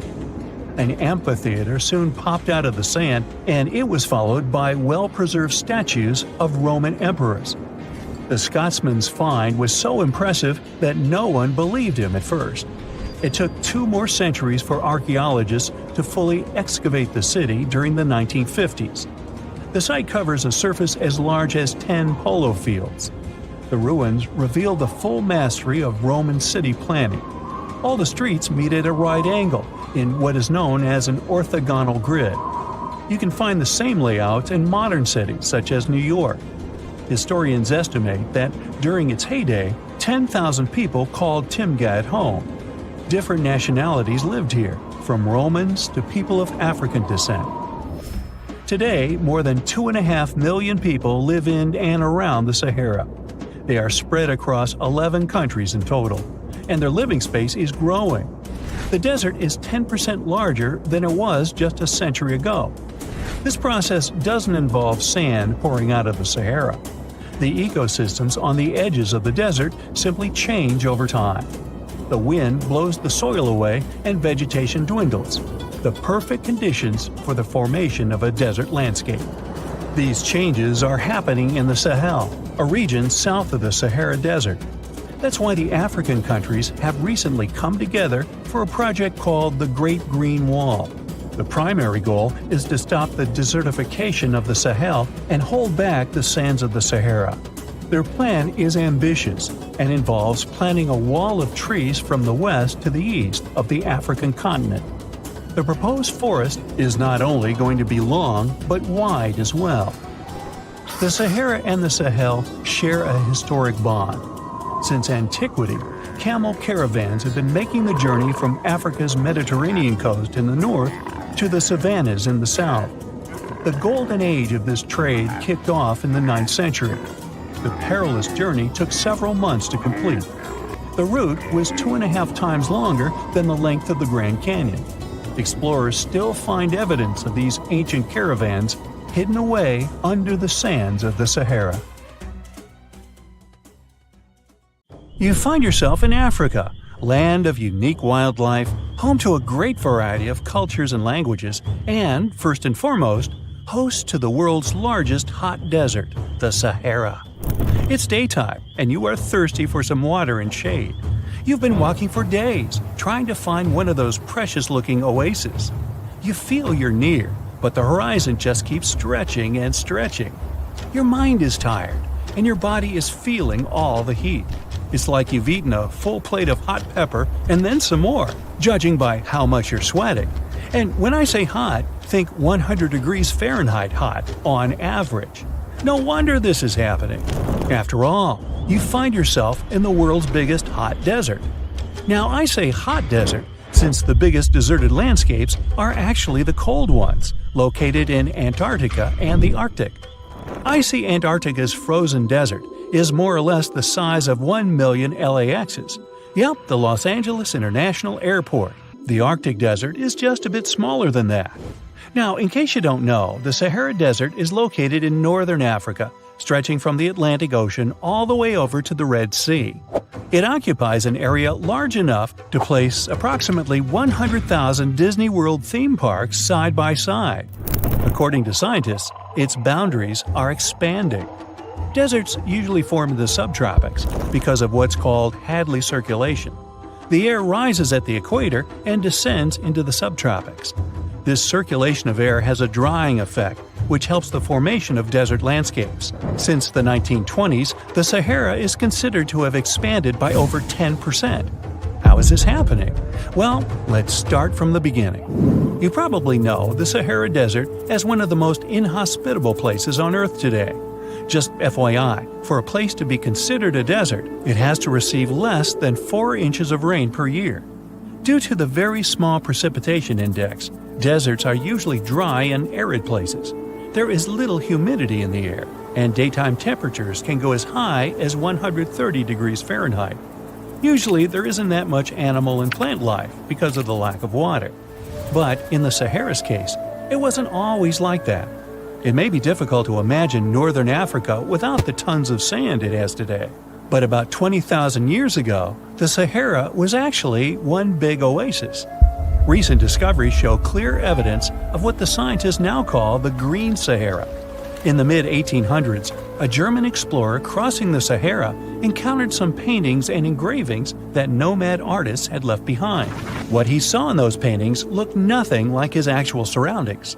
Instead of an arid landscape with only camels and desert vegetation, the rock paintings depicted jungle animals like giraffes and hippos. There were even images of livestock and grazing animals such as cattle and sheep, something that seems impossible for modern-day Sahara.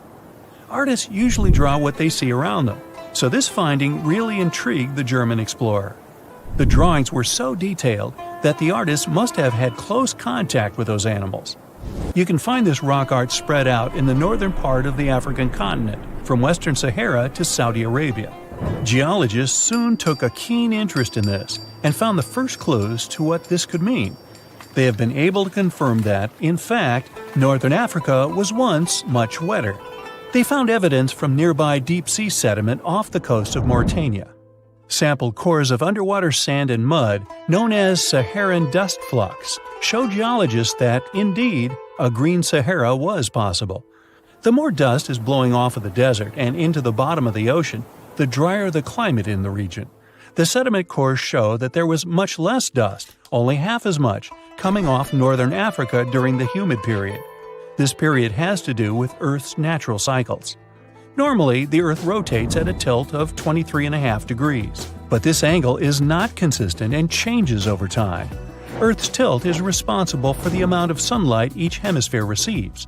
It affects several ecosystem functions on the planet. During the time of the Green Sahara, the Earth received between 4 and 8% more sunlight than it does today. So, when the Earth tilted about 20,000 years ago, the northern hemisphere received more direct sunlight, which affected humidity levels in the region. As the northern hemisphere got warmer, this affected monsoon activity, more specifically, the West African monsoon. Monsoons are wind systems that affect a region's rainfall index and humidity levels. As a part of the globe gets warmer, it allows for more air to rise. It combines with the wind to draw moisture up into the atmosphere. Little by little, northern Africa also became wetter. The increased moisture made the Sahara so wet that there were actual bodies of water in the region. As vegetation grew, the plants held onto moisture better than bare sand could. There is evidence of natural basins throughout the Sahara and lakes so big they would fit all of the U.S.'s Great Lakes inside of them. Archaeologists uncovered evidence of vibrant societies in what are now arid areas. It looks like ancient cultures were able to take full advantage of the African humid period. According to researchers, the human population peaked across the Sahara about 9,000 years ago. There are traces of fireplaces, hunting tools, fishhooks, and even mounds of fish bones. Records show that there have been over 230 green periods over the span of 8 million years. Solar radiation is always changing due to natural orbital cycles. That's why Earth will most certainly see another green Sahara moment. It might be thousands of years from now, but it will happen. The same way the Sahara turns green, it turns yellow again. Let's put it like that. All it takes is a significant axial tilt and a few years of readjusting.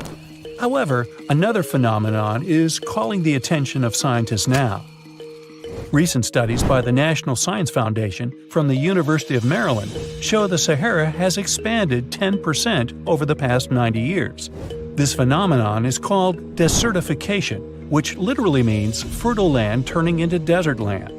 The Sahara Desert is now advancing into the semi-arid region of Sahel. In 1950, this region was home to 31 million people. Today, its population is over 100 million people. This rapid population growth has largely contributed to the Sahara's expansion. Farmers that were once nomads began settling down. Land usage grew more intense, aiding in weakening the soil. The demand for food has caused an overcropping of the land, so even more of it is turning into the desert now. The study also shows that natural climate cycles can affect rainfall in the Sahara and the Sahel. Scientists affirm that all deserts fluctuate, not only the Sahara. A desert's boundary may expand in the dry winter and contract during the wetter summer. South of the Sahara lies the Chad Basin. It is a natural body of water that now serves as an indicator of the Sahara's expansion. The Chad Basin is located in the region where the Sahara is advancing southward. An atmospheric and ocean expert from the University of Maryland explains that rainfall has reduced greatly in the entire region. Due to reduced rainfalls, there is less water across the entire basin, and even Chad Lake is drying out. Just like the Sahara, the Atacama Desert in Chile, deemed the world's driest, is also expanding. It is located north of the city of Santiago, and its southern border is expanding toward the Chilean capital. Because the climate is getting drier and drier here, the city of Santiago risks turning into an arid or semi-arid region itself. The once fertile valleys of local rivers that lived on agriculture and livestock for many generations are losing their revenues as Chilean land is turning into a desert. Since 2010, Santiago has received only a third of its annual rainfall. Outside of the city, farmers are digging holes in search of blue gold, or simply put, water. The situation here is very similar to that of Sahel. So tell me this, were you as surprised as I was to find out what has been happening in the Sahara region? Feel free to share in the comments below. A comfortable abode with a gorgeous view of the Mediterranean Sea will serve as a perfect rain shelter. Well, this is what a real estate advertisement might have looked like for Neanderthals 100,000 years ago. Welcome to the weird and wonderful caves you could live in, or not. Of course, back then, neither real estate and advertising had been invented yet. Never mind the fact that Neanderthals couldn't build houses and often lived in caves. Yet, one of those caves looks an awful lot like a residential building. It's situated inside a high limestone cape called the Rock of Gibraltar. If the Neanderthals had had an economy, the caves inside this rock would have cost a bundle. Navigators discovered it in 1907. They just spotted a big hole inside the fortified rock. For many years, scientists have studied this place and found some traces of Neanderthals. They discovered ancient tools in the cave and bones of old animals. But the coolest thing was, they found 4 caves inside the rock. It was like a residential complex. Neanderthals lived alongside neighbors and helped each other hunt and fish. They created feather decorations and painted abstract drawings on the walls. Imagine our ancient predecessors hanging out in these caves 100,000 years ago. And now, scientists hang out there and study the primeval past of Neanderthals in detail. At the end of 2021, archaeologists uncovered a gap inside one of the caves leading to an unknown tunnel. They crawled through this hole and opened a new space under the cave roof. This place has been closed off from the outside world for over 40,000 years, and it seems it was one of the most prestigious apartments in the entire mountain complex. It has high ceilings with ancient stalactites. The ruined stone curtains divided the apartment into several rooms. Scientists also found the remains of ancient animals and scratches on the walls. It seems that Neanderthals had never lived here, but they used to visit this place. Archaeologists found the shell of a sea snail called dog whelk. One of the Neanderthals brought it here for some reason, but the primary owners of this place were hyenas. These caves show that Neanderthals were closer to humans than to monkeys. They had a way of life and even some customs. There's still a lot of work ahead, and scientists hope to find new rooms inside this rock. Meanwhile, in 2003, archaeologists discovered another early dwelling on the Isle of Flores in Indonesia. Among the green jungle, they found a cave with ancient tools. At first, everyone thought the human ancestors lived here, but then scientists discovered an unusual skeleton of an adult. A thorough analysis showed the skeleton belonged to a 30-year-old woman, 3.5 feet tall, just above the waist of an average adult. The woman's weight was equal to the weight of an adult shepherd. The skeleton didn't belong to Neanderthals or Australopithecines. It was a new unknown species, which scientists called Homo floresiensis, or simply the Hobbit. Also, there were remains of unusual ancient animals in the cave. It was an elephant the size of a cow, some large storks, and giant rats. Archaeologists have found out that hobbits were not the owners of this place. The main inhabitants were the rats the size of a cat. Maybe they were fighting the hobbits. Some analysis shows that Homo floresiensis wasn't our direct ancestor. They were in a separate branch of evolution. The hobbit skeleton looks more like that of a monkey than of modern humans. In 2009, in the dense jungle of Vietnam, archaeologists discovered Son Don, the largest cave in the world. If you go inside the cave and shout, you'll hear your echo a long time. In some places, the height of this cave reaches half the height of the Empire State Building, and the total area is larger than one central block of New York. Son Don is one of the 3 caves in the Vietnamese jungle. Many intricate mazes connect these caves. Inside, you can find unique plants and trees that live separately from the outside world. It's a real underground jungle. In some places, you can find collapsed ceilings that let the sunlight in. Besides unusual trees and plants, ancient stalactites hang there. Some limestone deposits are more than 450 million years old. They were here even before dinosaurs appeared. There are also many rivers in the cave. Rainwater coming down from holes in the ceiling has formed them. Fast streams resemble slides in a water park. They lead to unknown underground labyrinths. Scientists have studied only a small part of all these caves. The next unusual cave is in New Zealand. Hundreds of thousands of fireflies live inside. Each of them glows with a blue light. Together, they light up the cave. It may seem to you that you're on another planet, but you can't stay there for a long time. Special air measuring devices are everywhere. Scientists monitor the level of carbon dioxide necessary for the normal existence of fireflies. These insects are sensitive to the environment. If there are many people in the cave, or they stay there too long, the park staff will ask them to leave the place. It's like you're literally stealing oxygen from the fireflies. We've seen some pretty amazing caves so far, but how about a scary one? We're going to the desert of Yemen's Al-Mara province. What we're looking for is not a cave, it's just a black hole in the ground, right in the middle of the desert. It's big, the size of a basketball court. It's not its size that could scare you, but what's inside. Scientists are still not sure what it is. From the depths of this black abyss, a disgusting smell of rotten eggs constantly comes out, and sometimes you can hear some strange, frightening sounds. The blackness of the giant hole in Yemen absorbs all the sun's rays, so you won't see what's there even with a powerful flashlight. People flew over this place by helicopter. They filmed using drones and the most powerful lenses, but they didn't catch anything except darkness. It looks like a big ink spot in the middle of golden sand. The locals are afraid to approach this place.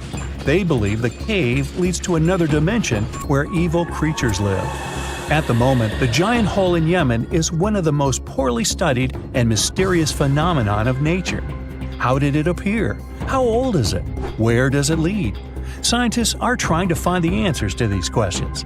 There are theories that the hole appeared because of construction work. Geologists drilled the soil nearby in search of minerals. It could have caused fluctuations in the Earth's crust and collapsed the surface. But no one can prove this theory, yet. And now, imagine a place where sunlight has not penetrated for more than 5 million years. There's little oxygen, and it's cold and damp. Still, life is born in this place, not only microbes and bacteria, but also something bigger. The living conditions in this cave are very different from the usual ones, so, in a sense, this cave is like another planet. It's the Movil Cave in the southeast of Romania, near the Black Sea. The entrance is a small hole in the ground. Inside, a tunnel leads deep below the surface. The levels of hydrogen sulfide and carbon dioxide are above normal inside the cave. The air here is half as much oxygen as on the surface. People can't be here without an oxygen mask, but other creatures living here can. The cave is home to 48 species of living organisms. 33 of them are unknown. Here you can meet some unusual insects, white snails and white spiders, millipedes with huge whiskers, transparent shrimp, and unique species of leeches. They all live here thanks to the little bacteria autotrophs. They absorb carbon dioxide and release food particles. Bacteria feed on it. Other larger organisms feed on these bacteria, and some bigger organisms eat those little ones. In the end, everyone gets food. In this cave, evolution has created a biological system separate from the rest of the world. Most people know that pyramids were built as grand tombs for the pharaohs, designed to ensure they had a smooth journey to the afterlife. The Great Pyramid of Giza, for instance, was constructed for the pharaoh Khufu. But what most people don't know is that this whole pyramid building trend started right here with the step pyramid of Djoser about 4,700 years ago. This massive structure was built for Pharaoh Djoser, a ruler from Egypt's 3rd dynasty. It rises 7 layers high above the ground and stands about 200 feet tall. We think of it today as a phenomenal architectural project. But for ancient Egyptians, the step pyramid of Djoser turned out to be more like a massive experiment, a trial run, if you will, to perfect their building skills before they moved on to even more ambitious pyramids. Reaching new heights is super exciting, but the real mystery is what is going on below the ground. In this pyramid's underground labyrinth, there is a network of tunnels stretching about 3.5 miles long. And some researchers believe these tunnels might have been part of a sophisticated water system that could completely change what we think about pyramid construction. Let's talk about this massive complex located in Saqqara. Surrounding the pyramid, there's what's known as a dry moat, a continuous trench that is up to 164 feet wide and almost 2 miles long. It forms a sort of rectangular shape around the pyramid. This trench has an average depth of about 65 feet. Now, if you were to add up all the earth and rock they dug out to create this moat, it would be about 10 times the volume of the step pyramid itself. For the longest time, people just assumed this trench was nothing more than a huge quarry, a place where they dug up stone and clay to build the step pyramid. Makes sense, right? But when you take a closer look, it doesn't add up. The trench is too narrow and deep to be practical for mining, and its layout doesn't match anything we know about ancient Egyptian quarrying methods. Plus, some sections of the trench are actually covered with a rocky ceiling, which would have made it nearly impossible to use as a quarry. Another theory suggests that the dry moat had some kind of spiritual significance. Maybe it was a sacred place, where souls of nobles gathered to serve the late king in the afterlife. There are even niches in the walls that work as a hint at this spiritual function. But most researchers believe that this purpose likely developed much later, long after the complex was built for Djoser. So what was the moat really designed for? In 2020, a researcher came up with a pretty intriguing idea. It is possible that this trench was actually designed to collect and manage water, especially after heavy rainfalls. Now, that makes sense when you consider the location. The moat sits in an area that could easily have been flooded by runoff water from nearby plains. This could also explain why the trench wasn't used for new graves until much later when the climate became drier and less prone to flooding. The story becomes even more intriguing, as this trench appears to be part of a larger, more complex hydraulic system within the geyser complex. It is like the trench has several compartments, carefully carved out of the rock and connected by tunnels. These compartments likely served as a part of a water treatment system, where water would flow from one compartment to the next, getting cleaner as it moved along. Now, here is where things start to tie into the pyramid itself. The geyser complex has a series of underground shafts, and some researchers think that water from the moat's deep trench might have been used to power a hydraulic lift system, and this giant water-powered elevator could have been used to raise the heavy stones needed to build the pyramid. It worked like a volcano, but instead of lava, water did the heavy lifting. Imagine a big deep hole in the ground at the center of the pyramid site. Inside this hole, there was a huge wooden platform, kind of like a giant raft that could move up and down. When the workers wanted to lift a heavy stone, they would fill the hole with water. As the water rose, the wooden platform started to float up, carrying the stone with it, almost like a giant water-powered elevator. When the stone reached the right height, the workers slid it off the platform and onto the pyramid. The idea is that water from the deep trench, after being cleaned and filtered, would flow into these shafts. A massive float, possibly made of wood, would then rise as the water filled the shaft, lifting the stones up to where they were needed for construction. Once the stone was in place, they'd let the water out, lowering the platform back down to the bottom, ready to lift the next stone.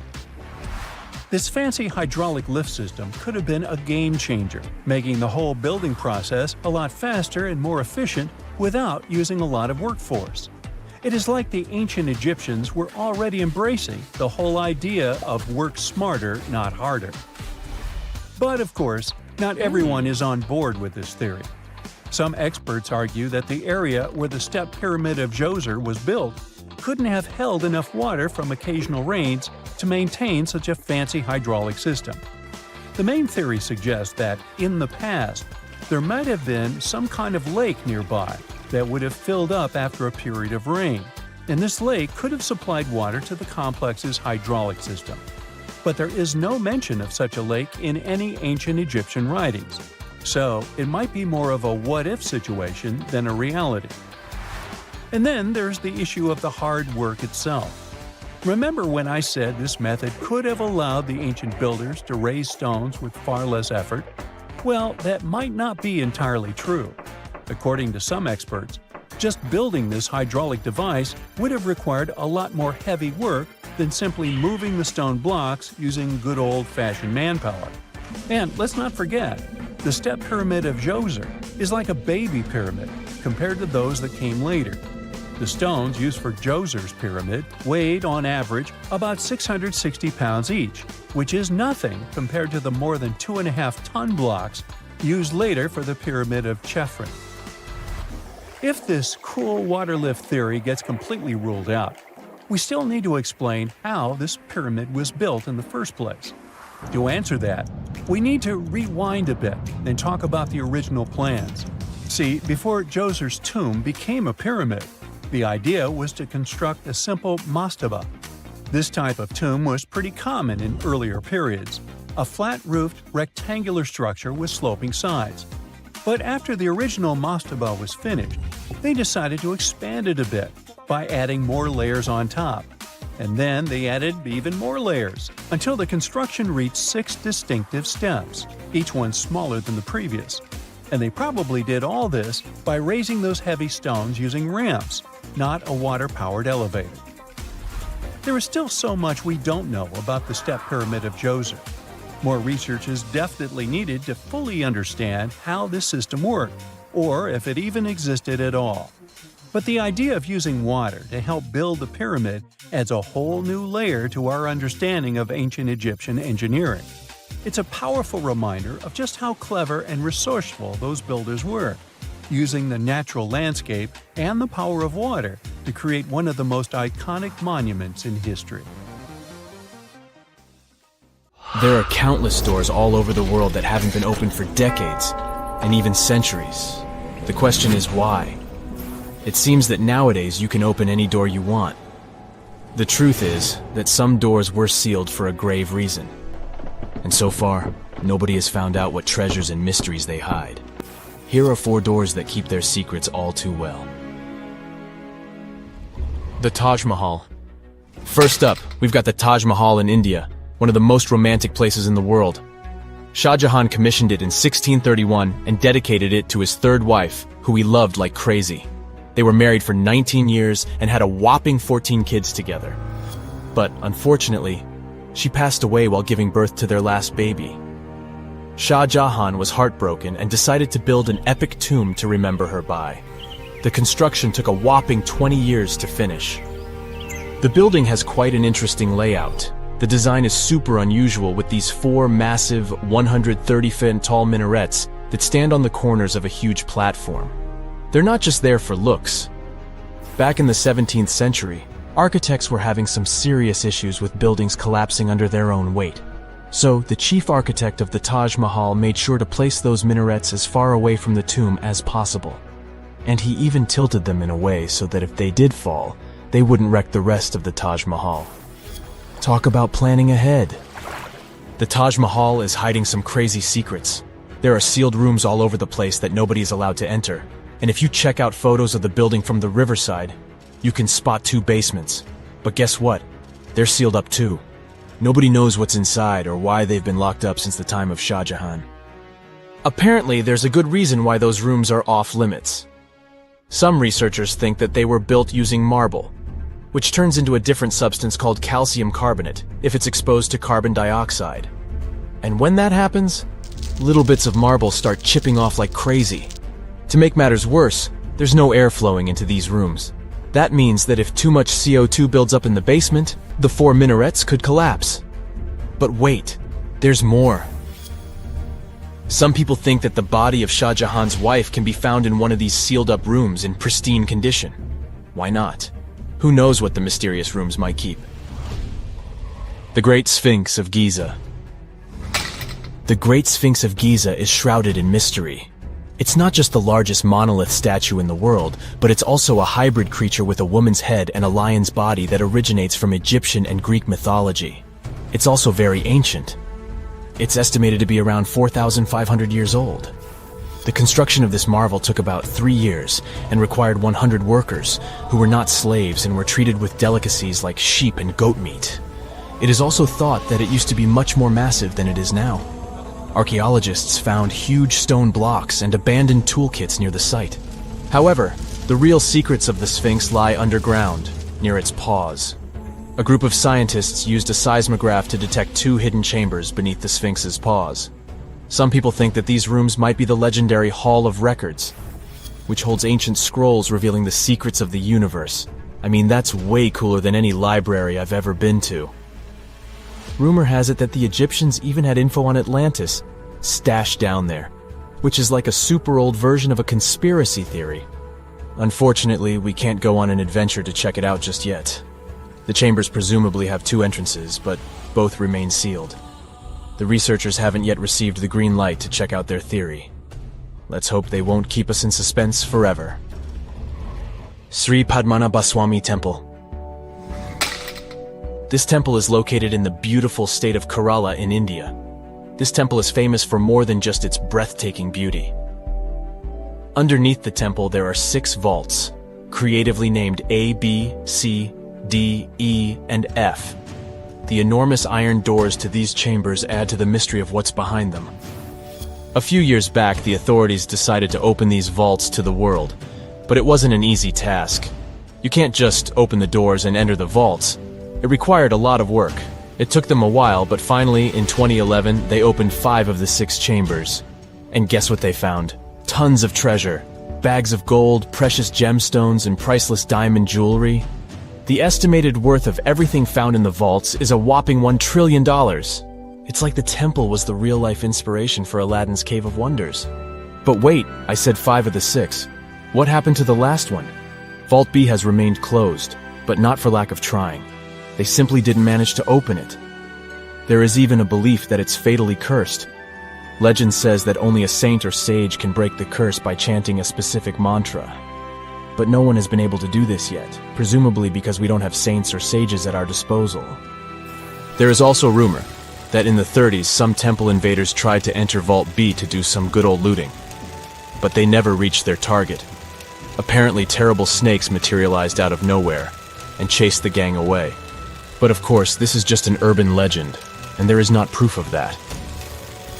However, it is said that the Auditor General dealing with the temple claimed that Vault B had been opened at least 7 times since 1990, and nothing bad happened to anyone who entered.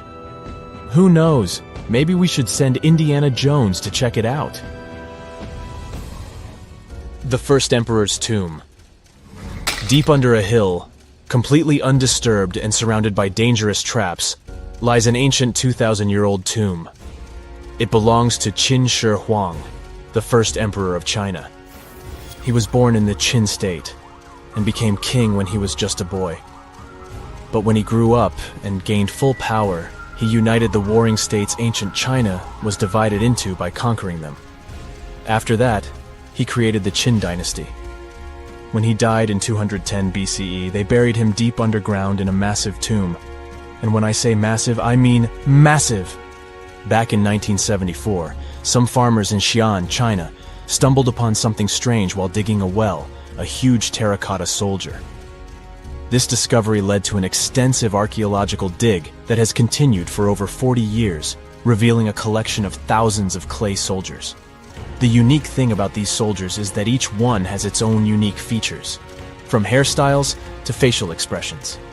It's believed that there could be up to 8,000 of these soldiers, but only 2,000 have been found so far. Interestingly, the central tomb, which is believed to be the resting place of the emperor, is still untouched. In ancient records, there are references to a vast underground city that the emperor built, complete with scenic towers, palaces, and whatnot.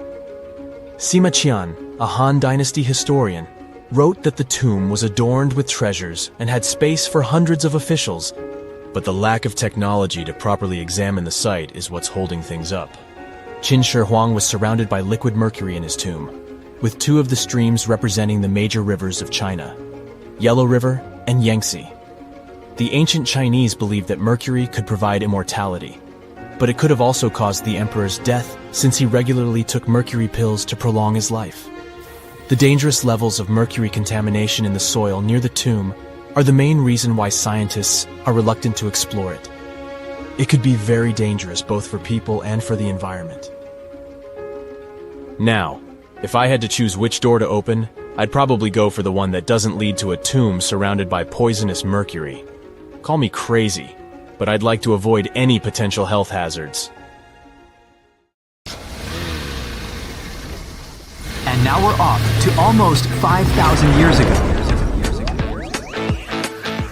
Let me take you to ancient Egypt, where back in 2550 BC, guess what? The construction of the Great Pyramids of Giza started. People learned to build cathedrals and skyscrapers, but it wasn't until recently that these massive buildings appeared. It's still a mystery to even modern scientists how these pyramids were built 5,000 years ago. No wonder they are one of the 7 wonders of the ancient world. They're also the oldest of them and the only wonder of the ancient world that still exists in the 21st century. It must have taken a lot of cooperation to build a thing that massive, even for today's metrics. But the Giza pyramids weren't the first pyramids ever. The first one, called the Step Pyramid, was built around 80 years before the first Pyramid of Giza in 2630 BC for King Djoser. It wasn't meant to be extraordinary, but ended up being quite impressive. It was a pyramid of 6 stepped layers of stone. It was 204 feet high, which is as tall as a 19-story building. And it was the tallest building that existed at that time. It wasn't just a pyramid though, it was surrounded by a whole complex of buildings, including even courtyards. In ancient Egypt, people believed in the afterlife, so everyone, especially kings, wanted to make sure they had everything they needed to get ready for it. Here's why the pyramid complex was perfectly supplied with a lot of objects people used every day. The complex included a pyramid and a kind of a palace. Those buildings had many things the king loved and might need one day, like furniture, food, and gold vessels. After Djoser, building pyramids became common practice, but many pyramids weren't finished. It would usually take about 20 years to build one, but many rulers reigned way less than that. Overall, there are more than 100 pyramids. The most famous pyramids are the Great Pyramids of Giza. The first one and the biggest one was built for Pharaoh Khufu, around 2550 BC. Initially, it was 481 feet tall, which is as tall as a 40-story building. The second pyramid was built for Khufu's son, Pharaoh Khafre, around 2520 BC. It's just a bit shorter, usually standing at 471 feet high, a 39-story building. This is the pyramid with the famous statue of the Sphinx. Sphinxes have a lion's body and a human head. They were built to guard important areas. This one has the head of Pharaoh Khafre and is guarding his pyramid, facing the sunrise. The Sphinx is most well known and is one of the world's biggest and oldest statues. Originally, it had red color and did have a nose. It's still possible to see the trace of red pigment by its ears. But no one knows exactly when the nose disappeared. For some time, the Sphinx was sort of hidden underground, being covered with sand up to its shoulders. Luckily, in the early 1800s, an adventurer with a team of 160 people dug it out. The third pyramid of Giza is the smallest one, being more than twice shorter. Originally, it was 218 feet high, about the height of a 20-story building. Built in 2490 BC, it was a pyramid for Khafre's son, Menkaure. The pyramids are designed to align with the points of the compass, and their sides symbolize the rays of the sun. But back at the time, there were no compasses. Ancient Egyptians figured out the directions themselves, and with amazing precision. To align the pyramids, they used two constellations. Originally, the pyramids were covered in smooth white limestone and had a gold-silver top to reflect the sun. Later, the white limestone was taken from the pyramids by other kings and used for other buildings. Scientists estimated that ancient Egyptians used about 2.3 million stone blocks to build the first pyramid. Each block weighed more than 1 ton. This is the weight of a rhino. Some blocks were even bigger, being almost as heavy as an elephant. 4.5 millennium ago, there was no modern equipment to help build it. There were no machines, no wheels, and even no steel. The only metal available to them was copper. Even today, scientists aren't sure how the Egyptians managed to build the pyramids. There are no records left that would shed light on it. Some even think that Egyptians wanted to keep it as their secret and didn't even record it on purpose. Many believe that poor people and foreigners built the pyramids, but it's not true. Actually, the builders were very skilled workers, and they were fed and paid well. The archaeologists claim that the builders lived in a nearby temporary city and were a highly organized community with a strong leader. Scientists say that around 20,000 people worked on each pyramid complex, and it took about 20 years to build each. It probably was a national project. The construction site was large in resources, and food and essentials were likely to be contributed from all parts of Egypt. Even with all that support, it remains unclear how people managed to cut, transport, and assemble those huge stones. One of the theories suggests the stones were most likely transported on boats down the Nile River. Then, there was a harder part. They had to be moved to the construction site.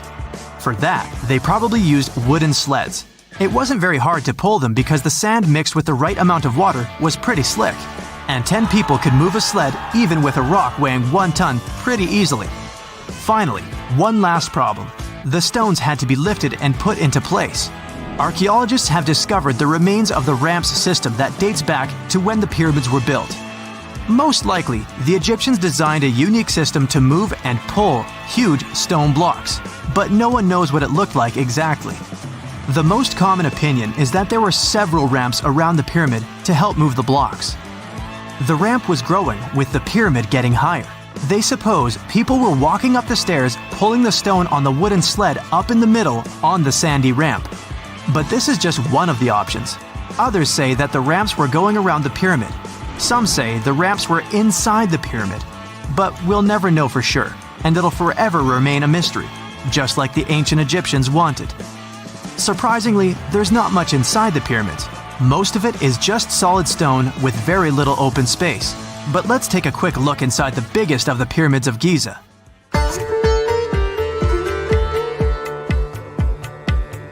From the entrance, there are two stairs, one going down and the other one going up. The descending one takes you to a chamber located underground.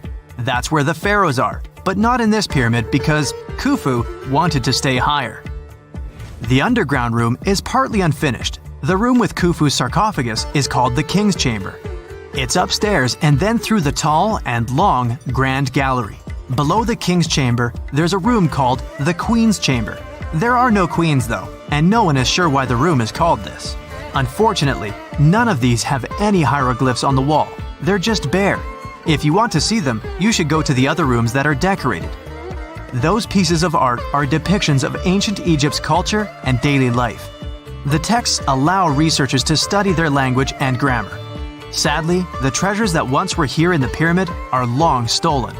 From that room, there are several tunnels for an unknown purpose. There are many tunnels and passages inside the pyramids. There are many chambers and shafts and secret ways. Scientists have been sending little robots with cameras there for some decades already. And the robots did discover another chamber a bit upstairs with hieroglyphs on the walls. But even today, much of the pyramids is still unknown, and there's no so-called building plan of the pyramids.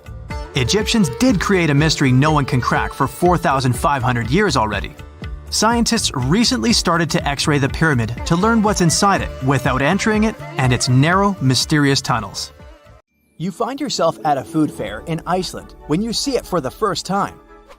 Volcano bread. You eat a slice and oddly enough, it actually tastes good. Unsure of how this works, you check out the baking process. Is this kitchen really strange looking, or is it just me? The baking spot is in nature, specifically in a hot springs field. You better watch your steps so you don't get burned by the hot vapor jolting from the ground. Now, a local baker shares their traditional rye bread recipe with you. Rye flour, check. Yeast, check. You mix it all together and pour it into a metal pot. Next on the list is digging the hole where you'll place the pot to bake. You dig for about 16 inches until you can see the water bubbling from the ground. If you want to do it like a local, you'll use your finger to check the water temperature. Yikes, that's hot. Actually, the ground is heated by lava. Iceland is one of the most volcanic regions in the world, with over 30 active volcanoes at any one time. After you bury the bread in volcanic soil, you leave it there and wait 24 hours until it's ready. The next day, the bread is fully baked and super tasty. And the best part is, you just participated in an ancient Icelandic tradition. People have been doing this since at least the 1800s. Imagine it's your first day of work in a museum, and your assigned task is to clean the mask of Tuton Common. You grab your cleaning utensils and then, oh no, this can't be happening. You just broke Tuton Common's beard. I never wish this to happen to anyone, but this is actually a true story. Back in 2014, an employee at the Egyptian Museum knocked off the beard of Tuton Common's mask and glued it back on, hoping no one would notice. This mask was discovered in 1922 and is considered one of the 10 symbols of our human civilization. Oh, and the best part of this story? It took historians until 2016 to discover the poor glue job. So, if you visited the museum between 2004 and 2016, maybe you saw the glued beard. If I say Sahara, what comes to mind? An infinite desert landscape, right? Well, according to scientists, the Sahara isn't always a desert. From time to time, it becomes green. But you probably won't be seeing this in your lifetime. Every 10,000 years, the Sahara lives through a humid period, where the sand gives way to lush green vegetation and sparkling lakes.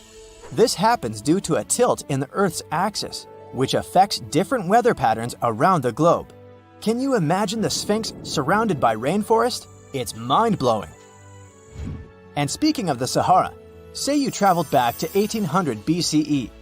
If you timed it right, you might get to see the construction of the so-called Black Pyramid in the city of Dashur. These are not the famous Giza pyramids, but they serve the similar purpose of being a final resting place. In 1892, archaeologists excavating the area found an important part of the Black Pyramid that was lost for centuries. The benben, also called a pyramidion, was the tip of ancient Egyptian pyramids. A benben consists of a solid block, usually made of limestone. Most of them were covered with gold and reflected the first rays of light from the sun every day. Can anyone get me a time machine, please? Remember when you ate something really spicy, your cheeks turned red? Apparently, that can happen to birds too. For example, canaries can change colors after eating peppers. These birds have a special pigment that allows them to switch shades depending on their diet. So, if a yellow canary eats red peppers, it can turn orange or red. Can rocks move on the ground on their own? Well, you might be under that impression if you visit Racetrack Playa in California. The site is a dry lake bed and home to one of the world's strangest phenomena, the so-called sailing stones. Think 100-pound rocks moving around alone, leaving behind trails as long as 1,500 feet. They were discovered in the 1900s, and until recently, no one was lucky enough to be on the site while they were moving. It was only in 2014, after much observation and research, that scientists solved this mystery. The sailing stones appeared because of the perfect balance between wind, ice, and water. When it rains, the water that falls on the ground freezes and forms a coat of ice above the ground. If it's windy, the rocks are easily pushed around, sailing along the lake bed. But hey, if you ever visit Racetrack Playa, don't disturb the rocks. On the western coast of France, you'll find the vacation hotspot known as the island of Ré. It attracts tourists looking for scenic landscapes and beautiful beaches, but that's not all it's famous for. There, an extraordinary phenomenon occurs when two different wave patterns collide with each other, something called a cross sea. It's almost as if the sea were a checkerboard, divided into hundreds of squares. And no, it's not an optical illusion. A cross sea only happens in places where different quality waters meet. For a tourist to see the cross sea in Ré, this probably means that there was a storm in a different sea nearby. This stormy water travels with the help of currents and meets the water of Ré, creating these oddly shaped riptides. Oh, and apart from this island and Israel, there's nowhere else in the world where you could see such a thing. The following sight will either give you goosebumps or make you marvel at its weirdness. I'd say it depends on the time of day you visit. Next to the small town of Gryfina in Poland, you'll find a very unusual sight, a pine tree forest where each tree is bent at its base. If you visit during the daytime, I guess you'll be fascinated by these trees' sharp 90-degree curves. You can even use their trunks as a stool if you decide to have a picnic, for example. But visiting the site at night will most likely give you chills. A thin layer of fog hovers around, making the forest seem quite unwelcoming. Scientists still can't explain why the trees are the way they are. So, are you a daytime or nighttime visitor? You went for a hike and suddenly encountered a big cloud of fog. This may ruin your photo ops, but there's one thing you can hope for. Foggy days are the perfect conditions for a phenomenon called fog bow, otherwise known as a white rainbow. This happens because of numerous tiny water droplets that cause fog, smaller than 0.002 inches. So, instead of the multicolored bow, you get a transparent one, with red outer edges and a bluish inner edge. Now, say you're roaming in a little town in Europe, appreciating the century-old buildings and good summer weather. You feel hungry and decide to type into your Google Maps the name of that restaurant your friend recommended. Ah, it's only 10 minutes away by foot. You follow the blue dot on your GPS and arrive at your destination, quick and easy. We all love this free piece of technology, don't we? But what if I told you that the US spends over $2 million daily to maintain the satellites to make it work? Yup, that's the price. And to implement it, they spent over $12 billion US. Have you ever heard of something called a natural snowball? This could be proof that nature is really perfect. In 2016, the beaches of the Gulf of Ob in northwest Siberia were filled with rows of giant snowballs. Think balls measuring up to 3 feet across. This rare, yet beautiful natural phenomenon happens when small pieces of ice are rolled by strong winds and water. The further they roll, the more ice they gather, and the more that ice is polished. They end up as giant, perfectly shaped snowballs. They look pretty amazing on their own, but it's quite a sight when hundreds of them are together. Imagine working 7 days a week on a large-scale construction site. You, along with thousands of others, carry millions of stone blocks and put them on top of each other according to a complex system. You work without modern construction equipment. You have no air conditioning or constant access to water. It's so hot outside that you can fry eggs on the road. You've been building the pyramid for decades, and now, when it's finally done, you enjoy the result of the colossal work of thousands of people. You're looking at a giant cultural monument of global value that will freeze in time and amaze people for tens of thousands of years. A few thousand years have passed. People in the 21st century see the pyramids and are like, wow, I can't believe humans have built this. Yeah, the people who built the pyramids wouldn't have appreciated such a theory. But actually, there are reasons to believe that people built it using some fantastic technology. From the outside, it seems the Great Pyramids are just big triangles of stone. People just put some heavy blocks on top of each other, and that's it. In fact, the design seems too perfect to be true. The pyramid consists of more than 2 million blocks. They lay so close to each other and are so even that you couldn't squeeze even a thin sheet of paper between them. Scientists still can't figure out the exact technology for building the Egyptian pyramids. One of the biggest and most famous is the Great Pyramid of Giza. This huge construction, well known all over the world, has one big secret. There should be a capstone on top of the pyramid. It's a triangular-shaped stone block, a small pyramid on top of a huge one. It's also called a pyramidion. The builders of ancient Egypt made it out of granite and limestone and covered it with gold. No records or old drawings prove that there was a pyramidion at the top of the Great Pyramid of Giza. But there's another ancient Egyptian structure with such a triangle, the Red Pyramid. It was built before the Great One, and its capstone has survived to this day. Archaeologists have found and reconstructed it. But where could the capstone of the Great Pyramid be? It's a mystery that still has no answer.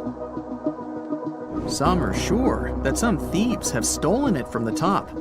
Maybe they just climbed up and pushed the pyramidion down. It makes perfect sense. The capstone was probably the most valuable element of the pyramid. Many scientists and archaeologists still don't know its exact purpose. Some believe that this peak covered with gold glorified the pharaohs. The capstone reflected moonlight at night and illuminated the entire space around it. During the day, the capstone reflected sunlight with its shiny surface. You could have noticed it from afar. The top of the pyramid was a kind of guiding star for lost travelers. All other stone blocks of the pyramid consist of limestone. People polished them to make them look shiny. In the past, they were even glowing and reflected light. You could see glowing pyramids from space, although they looked like tiny lights. Over thousands of years, winds, sandstorms, and rains have changed the pyramid's appearance. If people had taken care of them all this time, they would have looked like something out of science fiction movies, or the pyramids from Las Vegas. But unfortunately, we will never see their original appearance. Some archaeologists and scientists believe that the capstone could absorb the sun's energy and distribute it evenly throughout the pyramid. No one knows precisely why the Egyptians needed this technology. There's a theory the pyramids are ancient energy systems. The pharaohs applied this energy to use some unique technologies that were more advanced than all the achievements of the 21st century. And the triangular shape of the pyramids was ideal for boosting this electromagnetic energy. In theory, solar radiation, or electromagnetic forces, accumulated at the top of the pyramid, filled the inner rooms, and then went down the walls to the base. Any surface distortion could prevent the flow from spreading, so they had to create a perfectly smooth surface. That's why they installed the blocks so that nobody could squeeze a needle or razor blade between them. Many people believe in this theory because they built the pyramids from limestone. This material can hold energy inside itself. In the inner part, they created granite deposits to cause air ionization, that is, to create an electric charge. They also dug channels under the pyramid for water to transmit electricity. And at the top, they put a gold capstone, the best conductor of electricity. So, this is how you get a great power generator. Different cultures used similar technologies to create electricity all over the world. But these are all theories. If it had been working, humanity would have used these technologies today. There are mentions of the metal industry, chemistry, engineering, physics, mathematics, and astronomy in some ancient records. Most scientists don't believe in all these things. We know the detailed stages of the technology's development in different cultures. In the 21st century, scientists, historians, and anthropologists can track the evolution of all modern devices. If people had created some technological inventions in ancient times, the history of the world would have looked different. Perhaps all the achievements of antiquity could have been wiped off the face of the earth by global cataclysms, and it can happen to us. Just imagine how people would dig up a laptop in 5,000 years. Perhaps they wouldn't understand what kind of device it is. Another Egyptian wonder surrounded by mystery is the statue of the Sphinx. The Egyptians carved it out of a single massive piece of limestone about 4.5 thousand years ago. But scientists still don't know the exact date of its construction or who built it. People painted the Sphinx in different colors, so it looked much brighter and more vivid in the distant past. It was shining just like the Great Pyramids. Anyway, time hasn't only changed its appearance, but its name too. Initially, the Egyptians called it Horemheb. The Greeks renamed it the Sphinx about a few hundred years after it had been built. The Sphinx emphasized the greatness of the rulers of Egypt. It also performed a symbolic function of a watchdog guarding the tomb of the pharaoh and the paths leading to it. This version sounds realistic, since archaeologists have discovered many secret entrances at the foot of the Sphinx. Perhaps these rooms and intricate tunnels lead to underground halls with treasures. And treasures don't always mean gold and jewelry. According to legends and theories, the Sphinx guards the Hall of Records, the storage of all humankind's knowledge. The information about the ancient mythical state of Atlantis could be there. You can find many detailed maps of the internal dungeons of the Sphinx on the internet. They show structures 12 stories deep under the statue. It looks like a small city filled with gold, scrolls of knowledge, and various ancient artifacts. But don't believe all these maps. These are just theories. Several thousand years have passed, but people have very little information about it. Archaeologists know that there are still many strange and exciting things about the Sphinx that are still undiscovered. Some locals are afraid to research because they believe they can awaken something terrible from the underground depths. Therefore, it's mostly scientists from other countries who conduct the excavations. In 1998, scientists discovered strange tunnels leading to empty rooms under the Sphinx. They realized that some people tried to get there through tunnels in the past, and maybe those people took all the treasures that were there. One of the legends says that some powerful artifact lays beneath the Sphinx. Its technology can change the whole world, but the locals are hiding it because it can damage the planet. Some believe that you can find evidence of unknown technologies painted on the granite walls in the pharaoh's tombs. But most likely, these paintings and signs tell us the myths and legends of ancient Egypt. But what if Egyptian symbols and drawings are detailed instructions for using ancient technologies? What if the locals that lived at that time thought, People in the future won't be able to get energy themselves. Let's leave some detailed instructions for them. Anyway, there are many riddles and theories. In reality, the search for answers is a dangerous undertaking, since it's not easy to get into the underground halls. Excavations can ruin the structure of the entire Sphinx. Any person inside the tunnels may get lost and never be able to find their way back. Besides, it costs a lot of money. Now, what would be awesome is if people could invent some device that could scan underground areas and show their detailed models. When you hear the word mummy, you might get a chill down your spine. That's because most of us associate this word with those creepy characters we've seen in some scary movies. But in reality, mummies have helped us understand a lot about ancient civilizations, their rulers, and about how people used to deal with losing their loved ones. The people most famous worldwide for their mummies are the ancient Egyptians. They believed that some sort of existence after passing away was possible, if certain conditions were met. That's why they insisted on preserving the human body through the process of mummification and placing the mummy in a furnished tomb, kind of like giving it a fully functioning apartment of its own. Why did they believe in this? Well, because they were deeply connected to their natural environment for the most part. They saw the natural cycles around them, like how the sun rose every day, followed by the moon, or how new life was always sprouting from plants, even after they had wilted away. They also believed that the powerful spirit Osiris, who represented the cycle of passing away and resurrection, played a role in this process. To prepare for the afterlife, the ancient Egyptians followed certain rituals, like mummification, which involved using materials like honey, resins, and incense to preserve the body. There's no other mummy more popular than that of King Tut. He was a young pharaoh who ruled over 3,000 years ago in Egypt. The problem with discovering ancient royal tombs is that most of such burial sites were previously robbed. People knew ancient rulers had been left with many valuable belongings, so those locations became vulnerable to thieves. When King Tut's tomb was opened in 1922, people were excited because it had not been robbed, like many other previously discovered royal tombs. That's how well hidden it was.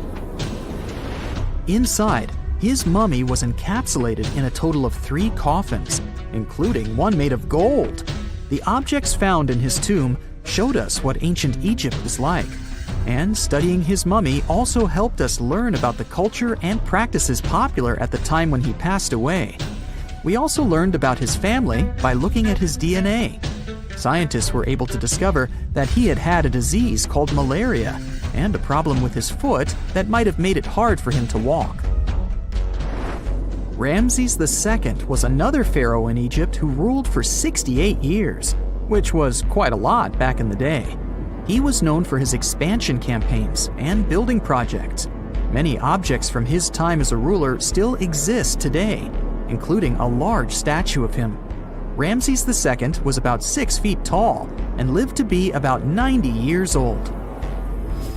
After looking at his mummy, scientists concluded that he may have had a medical condition that affected his spine. Now, remember those thieves I mentioned before? They are probably the reason why Ramses II ended up in a plain coffin in a secret collection of royal mummies at Deir al-Bahari, which was rediscovered in 1881. Thankfully, archaeologists were able to identify him because his journeys had been recorded on his wrappings. The process was really tedious too. In fact, in ancient Egypt, the mummification process could take a staggering 70 days to complete. A special person would say a very specific speech while delicately handling the body and drying it out using a type of salt called natron.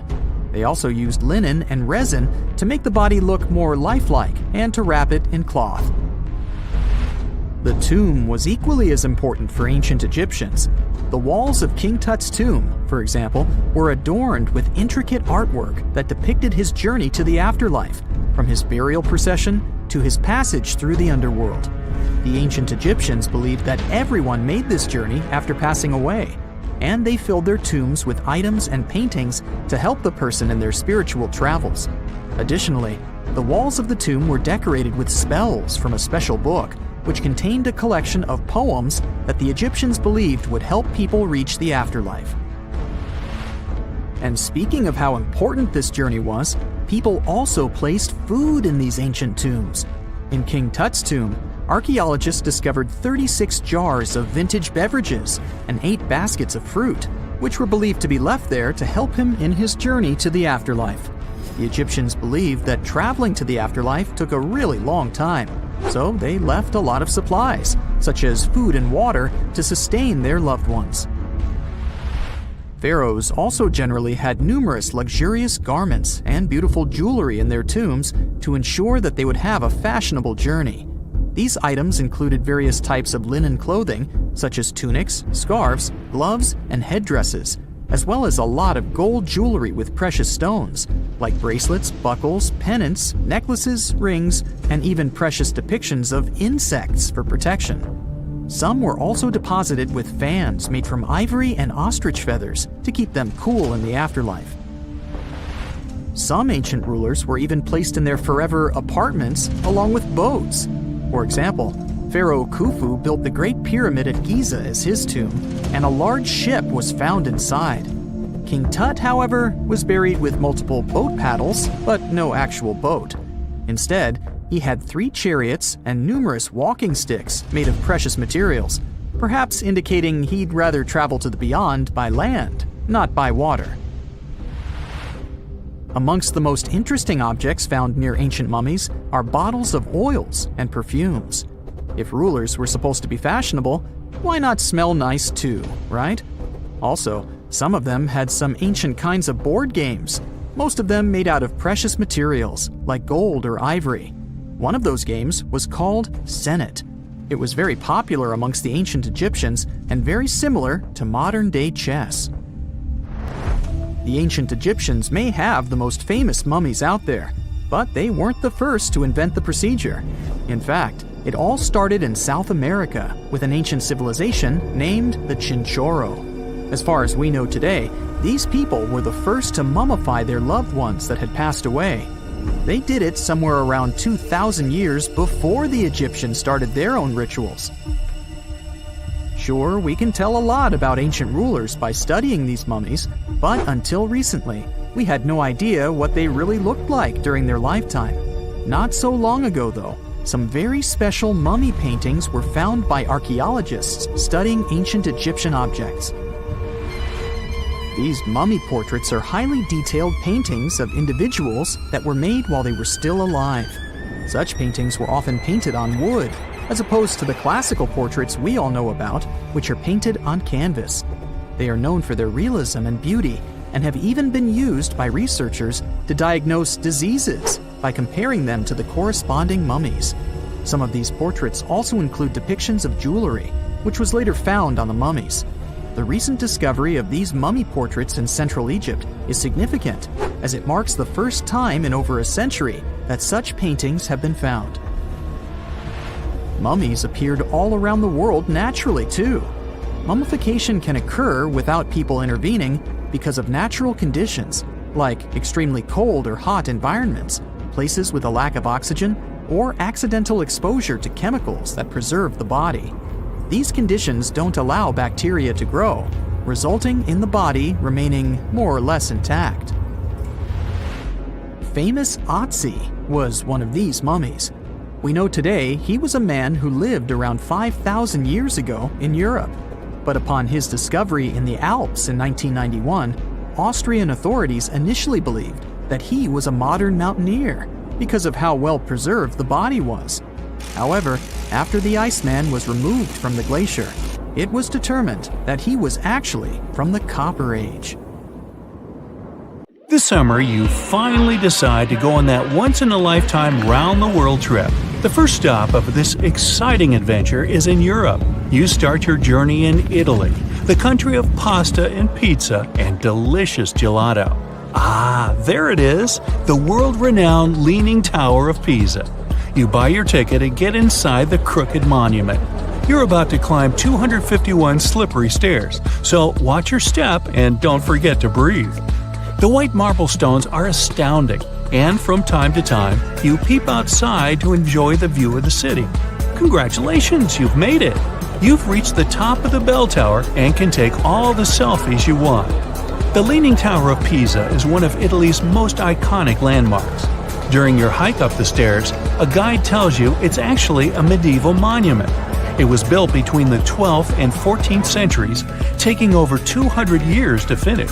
And in case you're wondering if it's always been tilted, I can say without a doubt, yes it has. Once they finished the third floor, the bell tower started sinking. The thing is, the very name Pisa comes from the Greek word that means marshy land. The ground there is extremely soft, made of clay, mud, and sand. And architects have been trying to save the day ever since they built the tower. At the top of the 185-foot-tall monument, you take your time admiring the city. How many terracotta rooftops can you count? If you walk toward the south side of the monument, you may feel closer to the ground. This is because the Leaning Tower of Pisa tilts toward the south. At one point, it leaned almost 5.5 degrees and still didn't fall. Today, when you visit the monument, the guide might tell you the tower is leaning less. A few years ago, the world's best architects and engineers did some construction works next to the monument to keep it from falling over. They dug several tunnels and took out over 38 cubic meters of soil from under the north side of the tower. So now the tower is tilting at an angle of only 4 degrees. So if you want to take one of those classic photos where you're holding up the tower, you better hurry. Who knows how long the tower will still be leaning? Now it's time for you to make your way to Rome. This city is basically an open-air museum, and you have to check it out for yourself. It's scalding hot, but you're lucky. Today, you're visiting the baths of Caracalla. Are you ready for an authentic ancient Roman experience? You enter through what once was a locker room. You'll have to use your imagination. Today, you'll only see 130-foot-tall brick walls here. Romans of every class would spend an hour or two in the baths every day. They would come after a long day at work or before dinner. Imperial bath complexes, such as this one, were usually free, but you had to pay an admission fee. Leaving the locker room, visitors would stop in a heated room where they would receive oil and scrub massage. Then, some people would move on to one of 2 exercise yards. Can you see how ample they were? Here, there were elaborate marble porticos, and you can still see a few fragments of the mosaic-colored floor. If you were in the mood for something more intellectual, you could stop to listen to a philosopher or visit one of the libraries. Now we've arrived at the most impressive room, a caldarium. It was a circular hot steamed room measuring 115 feet in diameter. It had not 1 or 2, but 7 heated pools inside. Above your head, you'd have seen a magnificent dome supported by large granite columns. The entire structure was richly decorated with multicolored glass mosaics and the finest white marble. The complex also housed an indoor Olympic-sized pool with waist-deep water. Today, you can only admire a few reddish walls made of brick and concrete. Emperor Caracalla, like many other Roman emperors, built a mega-complex, and it sure made people happy. After a long international flight, you arrive in Egypt. Get ready for some camel rides and juicy dried fruits. Does anyone here love dates? You leave your hotel at dawn and make your way to the outskirts of Cairo. You drive past the Nile River toward the West Bank. Don't forget to take some pictures. In the distance, you spot a large monument.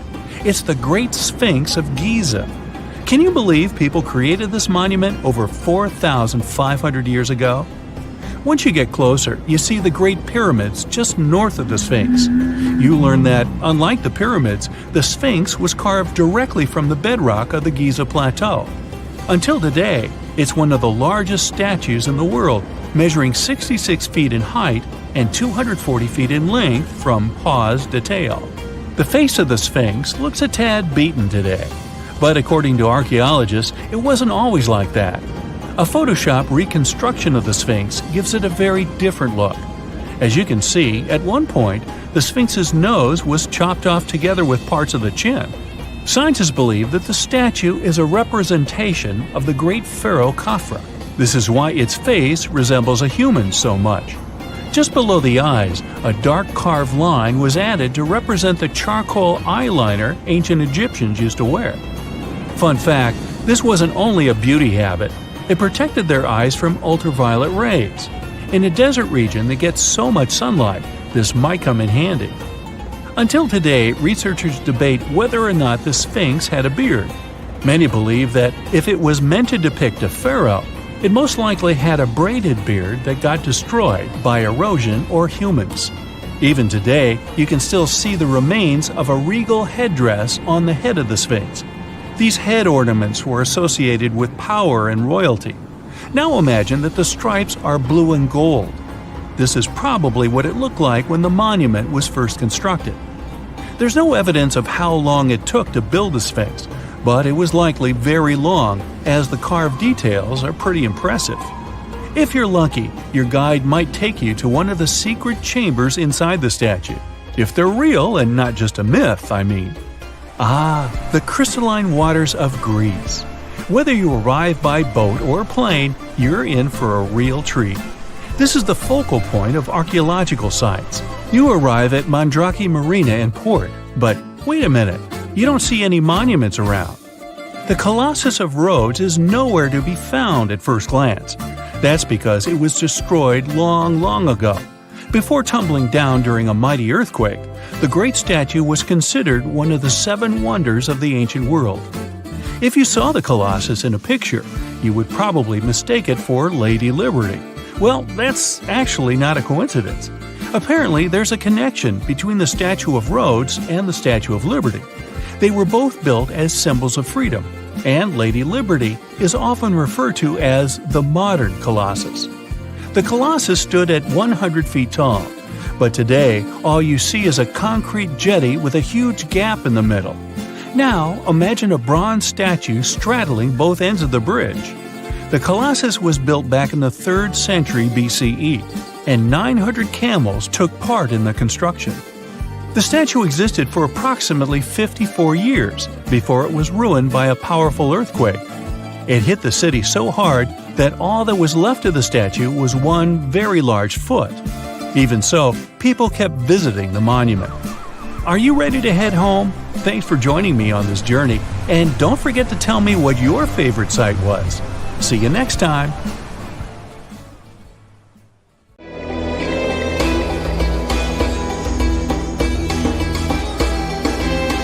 The Great Pyramid was created as the final resting place of ancient Egyptian monarch Khufu.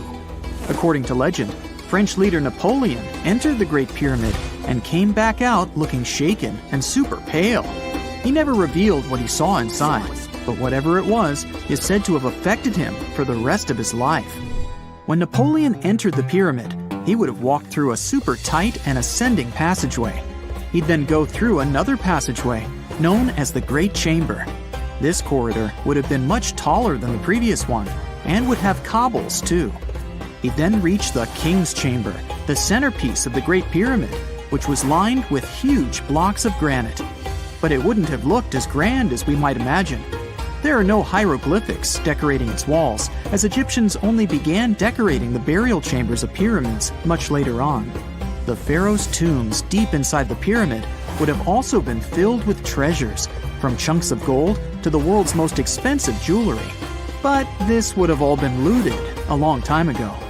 The only thing that probably would have been left in there would have been a huge sarcophagus, which would have once contained the king's mummy.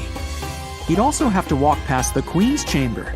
This room most likely didn't hold any queens though, as pyramids were usually only built for one person.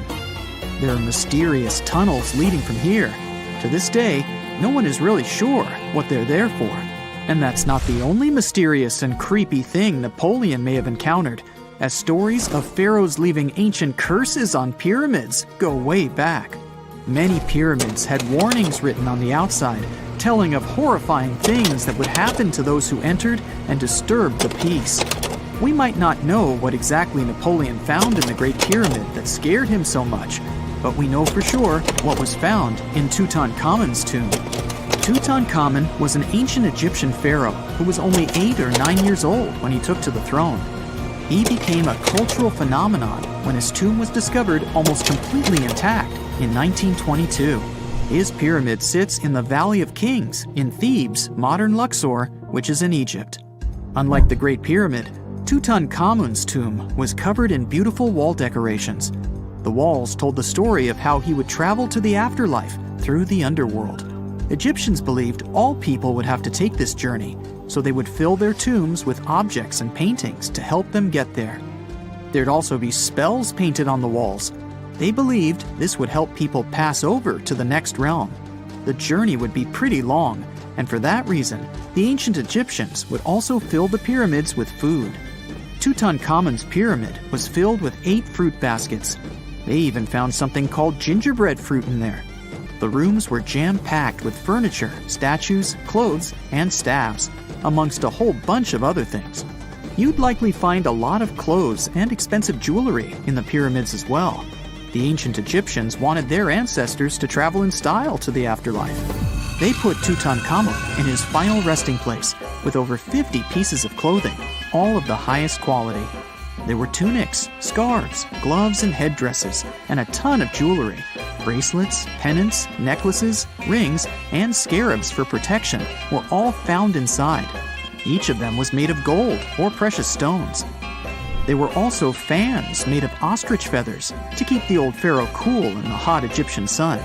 But the temperature inside the pyramids never actually went above 68 degrees Fahrenheit. The ancient Egyptians developed a super cool air conditioning system that we don't fully understand even today. Tuton Common's pyramid also contained 130 walking sticks made from ebony, ivory, silver, and gold to help him on his journey. There were 3 chariots hidden away in case he got tired of all the walking.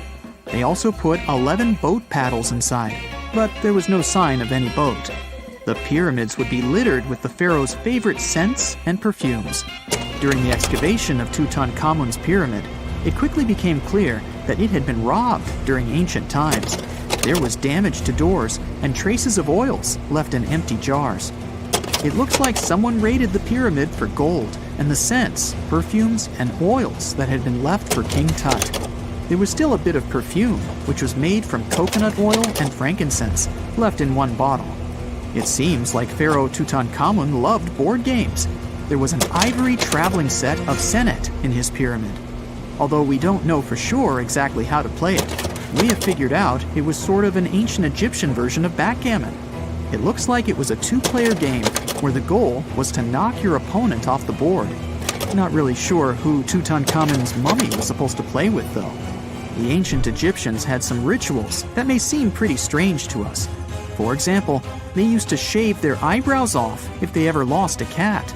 So it's not too surprising they put some really weird things inside pyramids. Archaeologists discovered a collection of mummified cats and scarab beetles in pyramids that date back more than 4,000 years. They were found in the pyramids of Saqqara, which is south of Cairo. They also found a bunch of makeup kits and mirrors inside. Makeup was worn proudly by both men and women in ancient Egyptian times. Eyeliner was the most popular cosmetic. The Rosetta Stone was one of the best discoveries ever made in pyramids. It was found by our man Napoleon Bonaparte and his team. It's a black granite rock that dates back to 196 BCE. It's transcribed in Greek, Demotic, and hieroglyphic. When it was translated in 1822, we got the key to understanding ancient Egyptian hieroglyphics for the very first time. The discovery of Queen Hatshepsut's mummy in 1903 changed our understanding of the Egyptians forever. After she had passed away, her successor, Thutmose III, removed most of the evidence of her reign, so we basically knew nothing about Egypt's first great female leader. She's now gone on to become one of the few and most famous female pharaohs of Egypt. Pharaoh Khufu even had a fully fledged boat in his pyramid. Archaeologists uncovered more than 1,200 pieces of a giant boat near the Great Pyramid at Giza. They reassembled the boat, and it's a whopping 144 feet long. It's most likely a solar boat, which was designed to carry the resurrected king with the deity Ra. Fun fact, the Pyramid of Giza is the last remaining of the 7 wonders of the ancient world. The other 6 are the Hanging Gardens, the Colossus, the Temple of Artemis, the Mausoleum, the Lighthouse, and the Statue of Zeus. This pyramid was also the world's tallest man-made structure for 3,800 years, and it's the biggest pyramid in Egypt. It took a staggering 2.3 million blocks of limestone, and some weighed as much as 80 tons. It took an incredible 100,000 laborers and a whopping 23 years to build. Its original height was a mega 480 feet. In 2017, archaeologists discovered something weird about Egypt's Great Pyramid. There's a hidden void that's at least 100 feet long, and no one really knows why it's there or what's actually inside it. The weird void is the first inner structure discovered within the 4,500-year-old pyramid since the 1800s. Scientists used cosmic rays to detect the massive hole, but are still no closer today to finding out what's inside. The ancient Egyptians took a lot of care building the pyramids, and everything was strategically placed and structurally sound, so it's super unlikely that this hole is due to blocks falling over time. Loads of pyramids also contain small model figurines called ushabti. These represented attendants. They believed they would come to life to serve the pharaohs in the afterlife. But it's amazing that all this stuff actually fit inside. There isn't actually a huge amount of space inside the structures. It's mostly just rock. One of the most unexplored and mysterious places on Earth is located in plain sight. It's one of the most majestic monuments of humankind. The wonder of the ancient world hides a secret that scientists and archaeologists still can't solve. This is the Great Sphinx of Giza in Egypt. The huge sculpture of a lion with a human head was carved out of rock about 4,500 years ago. Scientists still don't know the exact date of its creation and are also unaware of who built it and what for. There are many assumptions and theories, but none of them has been confirmed. Most people have seen this majestic sculpture either in photographs or in reality, but almost no one knows what's hidden underneath it. The statue of the Sphinx was carved from a single piece of limestone. It was painted. The remains of color pigment on the surface prove this. In the distant past, the Sphinx looked much brighter and more colorful than what we see now. But even after thousands of years, its greatness hasn't diminished. And by the way, Sphinx is not the real name. It was invented by the Greeks about 100 years or more after its creation. Initially, the Egyptians called the statue Hor-em-Akhet. There are many legends and theories saying the Sphinx is there for a reason. It's like a watchdog that guards the tomb of the pharaoh and the secrets of ancient Egypt. These legends become more plausible when archaeologists discovered hidden entrances at the feet of the Sphinx. They believe that these secret passages are the beginning of the tunnels leading to the halls with treasures. You can find a lot of stories on the internet that claim the Sphinx hides the Hall of Records, a repository filled with ancient and secret knowledge. One of the main artifacts of this repository is supposed to be the records of the ancient mythical state of Atlantis. According to legends, the entire library from this city was moved under the Sphinx. The entrance to this library must be located next to the Sphinx's right paw. Many archaeologists tried to find this entrance, but came away empty-handed. Also, there are many images with detailed diagrams of the underground city that consists of a network of tunnels and chambers under the Sphinx. Someone says there are structures as tall as 12-story buildings hiding underground, but there's no evidence of this. Archaeologists, even after millennia, continue to explore the mysterious sculpture. At the same time, many Egyptians don't want to learn more about the Sphinx. They're terrified of awakening something supernatural. In 1998, scientists discovered tunnels leading to empty caves under the Sphinx. They found evidence of earlier excavations there. It's quite possible that someone managed to find the treasures and take them away. Some people believe Egyptians found some kind of artifact under the Sphinx that has the power of unknown advanced technologies. The artifact is so powerful that it can change the course of history. Of course, most theories are just fairy tales of conspiracy fans, but it's a confirmed fact that the Sphinx hides a system of caves and rooms. There are so many rumors surrounding the Sphinx that it's impossible to understand what's true and what's false. In any case, it's difficult and dangerous to study the sculpture because active excavations can destroy it. And then the entrance to the underground rooms can get blocked by rocks and lost forever. Also, further exploration requires a lot of money, and financing is not always easy to find. But the main reason? It's too risky. There's no guarantee that people will be able to get out of the underground labyrinths. For these reasons, scientists and archaeologists have been exploring this majestic structure for so long. Another famous architectural monument with a secret is Mount Rushmore in South Dakota.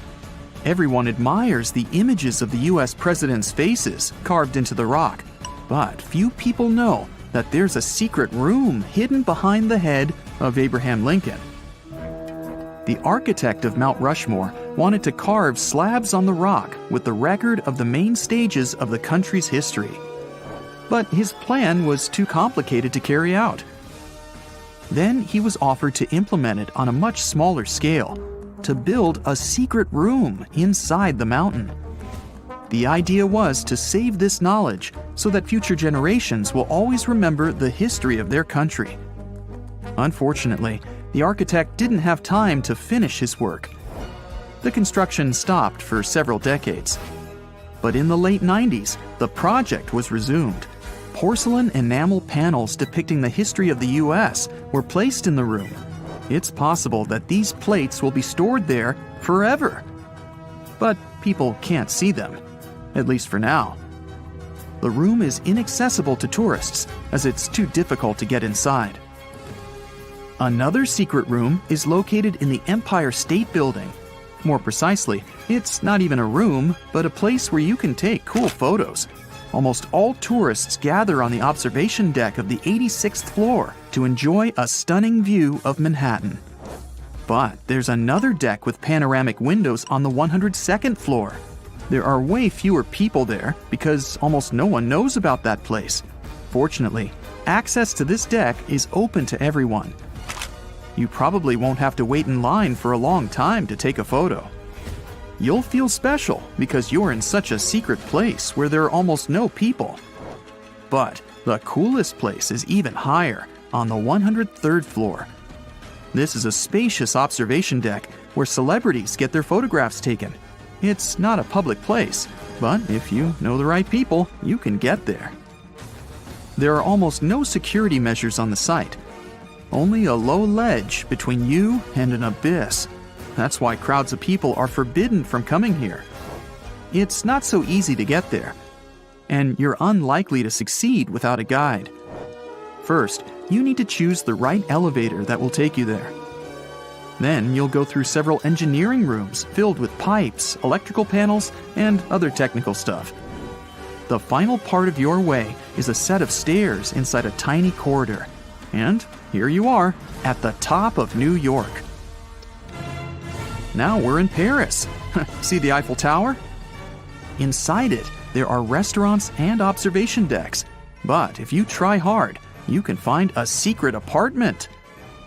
Now it's a museum, but it was built so that people could live in it. The architect of the tower, Gustav Eiffel, created this apartment in 1889 for himself. It's almost at the very top of the Eiffel Tower. Imagine what a beautiful view he observed every day. He was the first and only tenant. No one else could gain access to this place. When the architect passed away, the apartment remained empty for a long time. Only recently, they restored it and turned it into a museum. Inside, the epoch of the last century is recreated. They even put wax figures of Gustav Eiffel, his daughter, and the American inventor Thomas Edison inside the room. This place is filled with an endless stream of passengers, office workers running late, visitors from other cities, noise, and train whistles. At Grand Central Station in New York, among all these sounds, you can hear the sound of a ball hitting a racket, if you're in the right place. A real tennis court is hidden inside New York Central Station. It belongs to a tennis club that arranges corporate games for employees of many companies.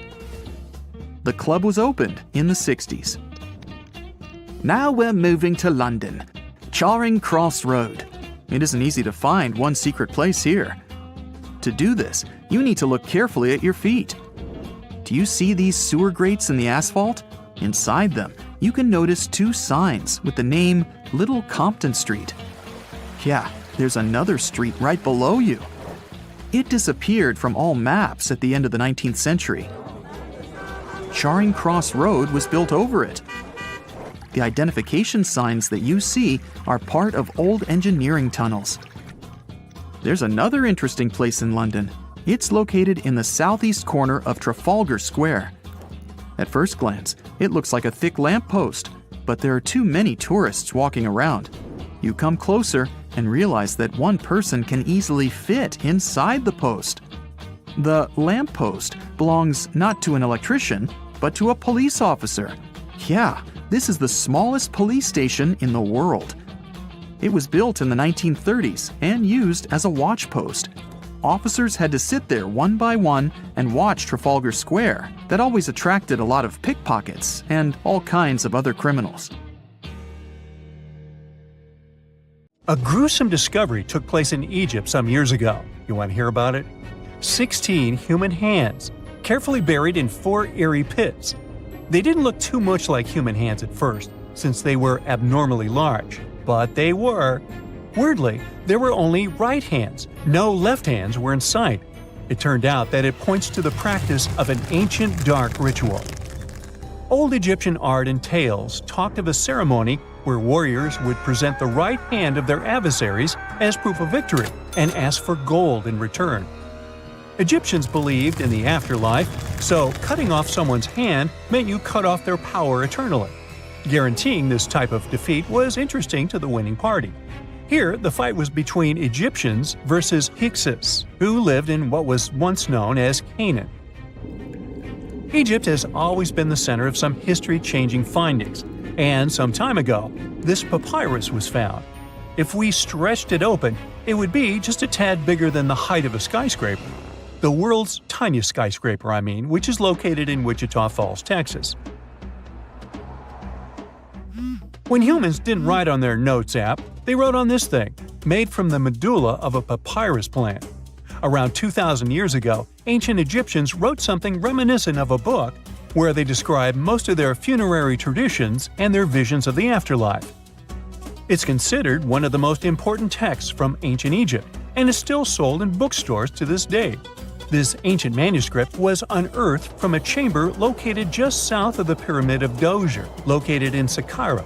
Oh yes, Djoser is the oldest pyramid in Egypt and not the Giza pyramids like most people think. So recently, the site of Saqqara buzzed with excited archaeologists who probably found one of Egypt's oldest complete mummies. They believe that this beautiful and well-preserved mummy was that of a wealthy man. He was discovered in a deep shaft, covered in layers of gold leaves. There are many symbols that show he was an important and wealthy man, like the band he wore on his head, the bracelet on his chest, and the fact that he was embalmed with a tunic, which was reserved for Egypt's finest. The most exciting part of the entire discovery was finding the resting place sealed with mortar, just as the ancient Egyptians had left it 4,300 years ago. Now this may sound weird, but back in 2008, archaeologists discovered a missing pyramid. Now it went missing because it deteriorated over the span of 4,000 years. Today, you can only see its base. It was a pretty important site back in ancient times. It is said that around the area of the pyramid, the ancients hosted a special type of ceremony where high priests would carry mummified remains of sacred bulls. Now here's a fun fact. Ancient Egyptians believed that Apis bulls were earthly incarnations of the city deity of Memphis and was connected to rites of fertility. It wasn't just any Apis bull though. They needed to be all black with a single white mark between its horns and a bunch of very specific characteristics. They were selected by the local priests and honored until they passed away. After that, they were mummified and buried in underground galleries. Meanwhile, this missing pyramid sort of disappeared around the 1800s. It was a German archaeologist who first found it in the village of Saqqara. He called it the Headless Pyramid when he first found it. But then, years after the official discovery, the desert sand came along and covered the whole thing. There were some excavations between the 19th and 20th centuries, but they weren't too systematic. That's why scientists were so thrilled when they dug an entire pyramid's base after removing the 25-foot mound of sand that was covering it. Oh, and it turns out American archaeologists are excavating a cemetery in Egypt that could contain over 1 million mummified bodies. So far, archaeologists have dug around 1,700 mummies. One of the main differences from other classic Egyptian mummies is that these people weren't kings and pharaohs. They were commoners that most likely lived about 1,500 years ago, when Egypt was controlled by the Roman and Byzantine empires. The name of the cemetery is cool, though, the Way of the Water Buffalo, just in case you want to check it out on your next trip. Other than bulls and buffaloes, ancient Egyptians also liked baboons. Are you seeing a pattern here?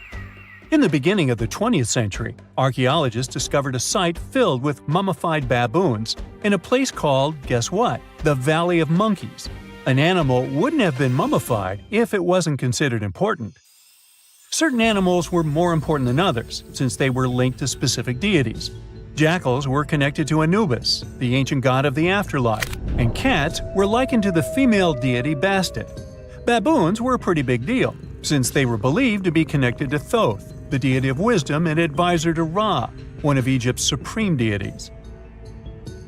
The archaeologists who studied these animals weren't too happy. They think these baboons were kept inside and were deprived of sunlight for most of their lives. They had extreme vitamin D deficiencies and they were poorly fed. Maybe Thoth got angry with these baboon keepers. Just a guess. Since there's never a boring day for archaeologists in Egypt, they also found human mummies with golden tongues. Since Egyptians were all about the afterlife, they believed that golden tongues might help a person speak once they pass to the other side. I mean, it's a long shot, but hey, why not? Some of these mummies were placed in wooden coffins with goods, such as necklaces, pottery, golden artifacts in the shape of lotus flowers and scarab beetles, and iPhones. Just kidding. A new temple was also unearthed recently in Egypt. Scientists believe it was dedicated to honor Zeus Cassios. That deity would be a cross between Zeus, the almighty Greek deity of the sky, and Mount Cassios. While digging around the Sinai Peninsula in Egypt, archaeologists spotted 2 pink granite columns poking out of the ground, and bingo. They believe these columns represented the temple's front gate and collapsed during an earthquake many years ago. And speaking of deities, there weren't only super serious deities. Recently, scientists unearthed a golden ring in a city south of Cairo.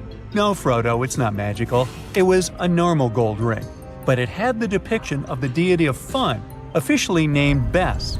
This deity is often described in sacred texts as a happy chubby dwarf. Today, many tattoos we get are sorta deprived of any sense and are made of aesthetic purposes only. In ancient Egypt, though, women would get tattoos as a token of protection for childbirth. That's what scientists think, at least. Around the Nile region, scientists found some mummies that had well-preserved tattoos, which is a rarity since the skin deteriorates so easily. 2 of these women tattooed their lower backs, and the drawings were simple. They were mostly pictures, including that same chubby dwarf we just talked about, Bes. He also had a side hustle as the protector of women during childbirth. Now, would you believe me if I told you ancient Egyptians invented robots? No?